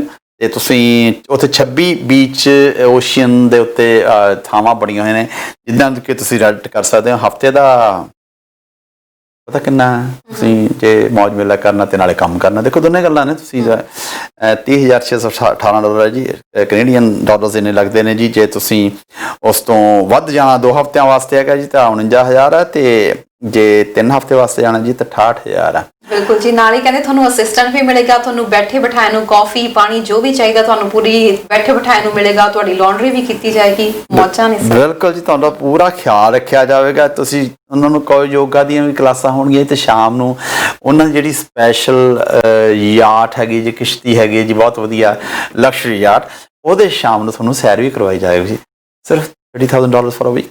ਕੀ ਬਾਤ ਹੈ।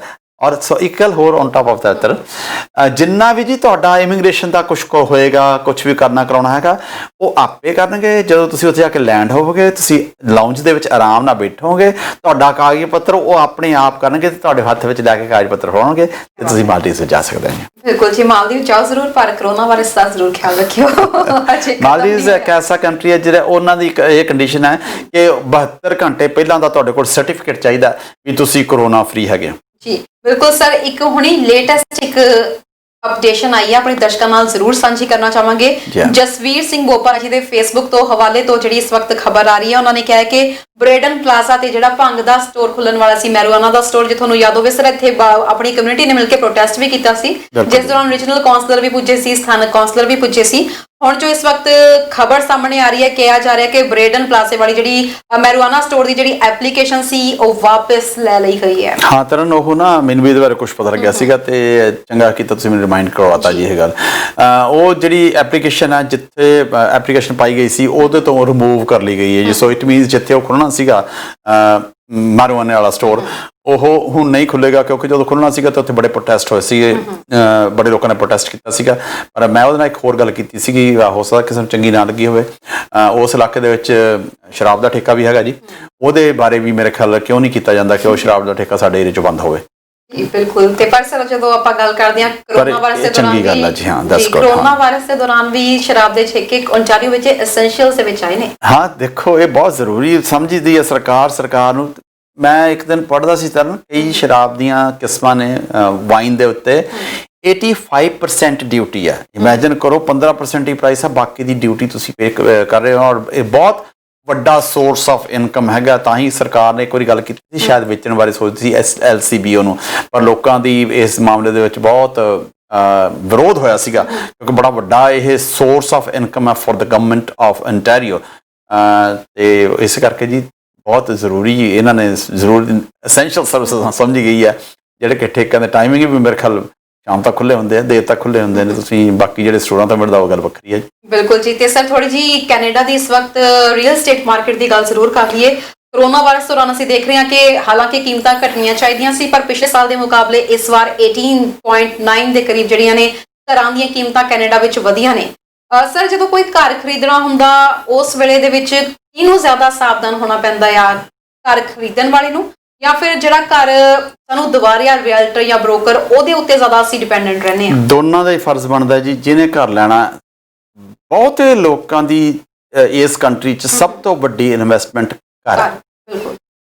ਜੇ ਤੁਸੀਂ ਉਹਦੇ ਬਾਰੇ ਡਿਊ ਡਿਲੀਜੈਂਸ ਦੀ ਸਾਰਾ ਤੁਸੀਂ ਖਬਰ ਪਾਰ ਨਹੀਂ ਲੈਂਦੇ ਤਾਂ ਤੁਹਾਡਾ ਵੀ ਕਸੂਰ ਆ। ਪਰ ਜਿਹੜਾ ਪ੍ਰੋਫੈਸ਼ਨਲ ਹੈ ਕੰਮ ਉਹਦਾ ਜ਼ਿਆਦਾ, ਉਹ ਤੁਹਾਨੂੰ ਹਰ ਐਂਗਲ ਤੋਂ ਉਹਦਾ ਤੁਹਾਨੂੰ ਦੱਸਣਾ ਫਰਜ਼ ਬਣਦਾ ਹੈ ਕਿ ਇੱਥੇ ਇਹ ਜਿਹੜੀ ਪ੍ਰਾਪਰਟੀ ਹੈਗੀ ਹੈ ਇਹ ਠੀਕ ਹੈ ਜਾਂ ਠੀਕ ਨਹੀਂ ਹੈ। ਜੇ ਸਸਤੀ ਲੱਗੀ ਹੈ ਤਾਂ ਕਾਰਨ ਕੀ ਹੈ।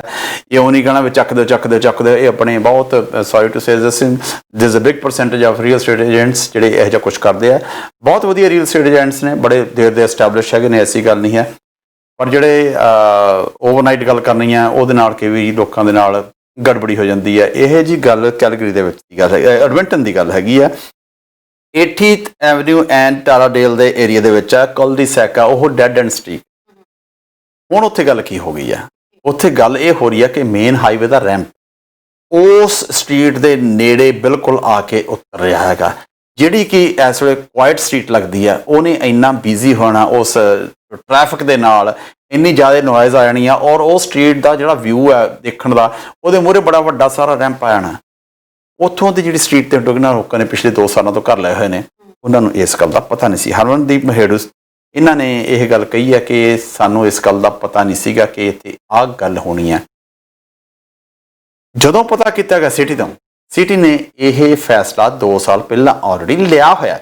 ਜਦੋਂ ਤੁਸੀਂ ਘਰ ਲੈਣ ਲੱਗੇ ਹੋ, ਤੁਹਾਨੂੰ ਆਸੇ-ਪਾਸੇ ਦਾ ਤੁਹਾਡਾ ਜਿਹੜਾ ਏਜੰਟ ਹੈ ਉਹਦਾ ਦੱਸਣਾ ਫਰਜ਼ ਬਣ ਜਾਂਦਾ ਕਿ ਇੱਥੇ ਨਵੀਂ ਡਿਵੈਲਪਮੈਂਟ ਕੀ ਹੋ ਰਹੀ ਹੈ, ਕਿਵੇਂ ਹੋ ਰਹੀ ਹੈ। ਆਮ ਏਜੰਟ ਉਦੋਂ ਦੱਸਣਗੇ ਤੁਹਾਨੂੰ, ਮੈਂ ਸਾਰਿਆਂ ਦੀ ਗੱਲ ਨਹੀਂ ਕਰ ਰਿਹਾ, ਥੋੜ੍ਹਿਆਂ ਦੀ ਗੱਲ ਕਰ ਰਿਹਾ, ਉਹ ਇਹ ਦੱਸਣਗੇ ਇੱਥੇ ਜੀ ਹੁਣ ਨਵਾਂ ਸਬ ਡਿਵੀਜ਼ਨ ਬਣ ਜਾਣਾ ਤੇ ਇੱਥੇ ਪਲਾਜ਼ਾ ਬਣ ਜਾਣਾ ਜੀ, ਇੱਥੇ ਆਹ ਕੁਛ ਬਣ ਜਾਣਾ ਜੀ। ਆਹ ਨਹੀਂ ਦੱਸੇਗਾ ਇੱਥੇ ਰੈਂਪ ਬਣਨਾ, ਇੱਥੇ ਟ੍ਰੈਫਿਕ ਜ਼ਿਆਦਾ ਵੱਧ ਜਾਣਾ। ਇਹ ਜਿਹੜੀ ਗੱਲ ਲੁਕੋ ਜਾਣੀ ਹੈ, ਮੇਰਾ ਨਹੀਂ ਖਿਆਲ ਕਿ ਸ਼ਾਇਦ ਆਪਣੇ ਜਿਹੜੇ ਦਰਸ਼ਕ ਨੇ ਉਹ ਦੱਸ ਸਕਦੇ ਕਿਸੇ ਨਾਲ ਇਹੋ ਜਿਹੀ ਕੋਈ ਗੱਲਬਾਤ ਹੋਈ ਹੋਵੇ ਰਿਗਾਰਡਿੰਗ ਰੀਅਲ ਸਟੇਟ, ਉਹਨੂੰ ਦੀ ਸਾਰੀ ਜਾਣਕਾਰੀ ਨਾ ਮਿਲੀ ਹੋਵੇ ਤੇ ਮਗਰੋਂ ਉਹਨਾਂ ਨੂੰ ਲੱਗਿਆ ਹੋਵੇ ਕਿ ਉਹਨਾਂ ਨਾਲ ਕਿਤੇ ਕੋਈ ਗਲਤ ਗੜਬੜੀ ਹੋ ਗਈ ਹੈ। ਆਪਾਂ ਨੂੰ ਕਾਲ ਕਰਕੇ ਦੱਸ ਸਕਦੇ ਨੇ। ਇਹੋ ਜਿਹੇ ਮੇਰੇ ਖਿਆਲ ਜੀ ਹਜ਼ਾਰਾਂ ਕੇਸਿਸ ਹੋਣਗੇ ਜਿਨ੍ਹਾਂ ਦੇ ਵਿੱਚ ਕਿ ਬਾਅਦ 'ਚ ਕਿਹਾ ਜਾਂਦਾ ਜੀ ਇਹ ਇੱਕ ਪਹਿਲਾਂ ਕਿਹਾ ਜਾਂਦੀ ਕਮਰਸ਼ੀਅਲ ਹੋ ਜਾਏਗੀ ਫੋਰ ਐਗਜ਼ਾਮਪਲ, ਹੁਣ ਕਮਰਸ਼ੀਅਲ ਕਰਾਉਣੀ ਔਖੀ ਹੁੰਦੀ ਕਿ ਉਹਦੇ ਵਿੱਚ ਜਿਹੜੀ ਚੀਜ਼ ਵਾਸਤੇ ਕਮਰਸ਼ੀਅਲ ਕਰਾਉਣ ਨੂੰ ਫਿਰਦੇ ਹੁੰਦੇ ਆ ਉਹ ਵਿੱਚ ਲਿਸਟ ਦੇ ਵਿੱਚ ਨਹੀਂ ਹੁੰਦਾ।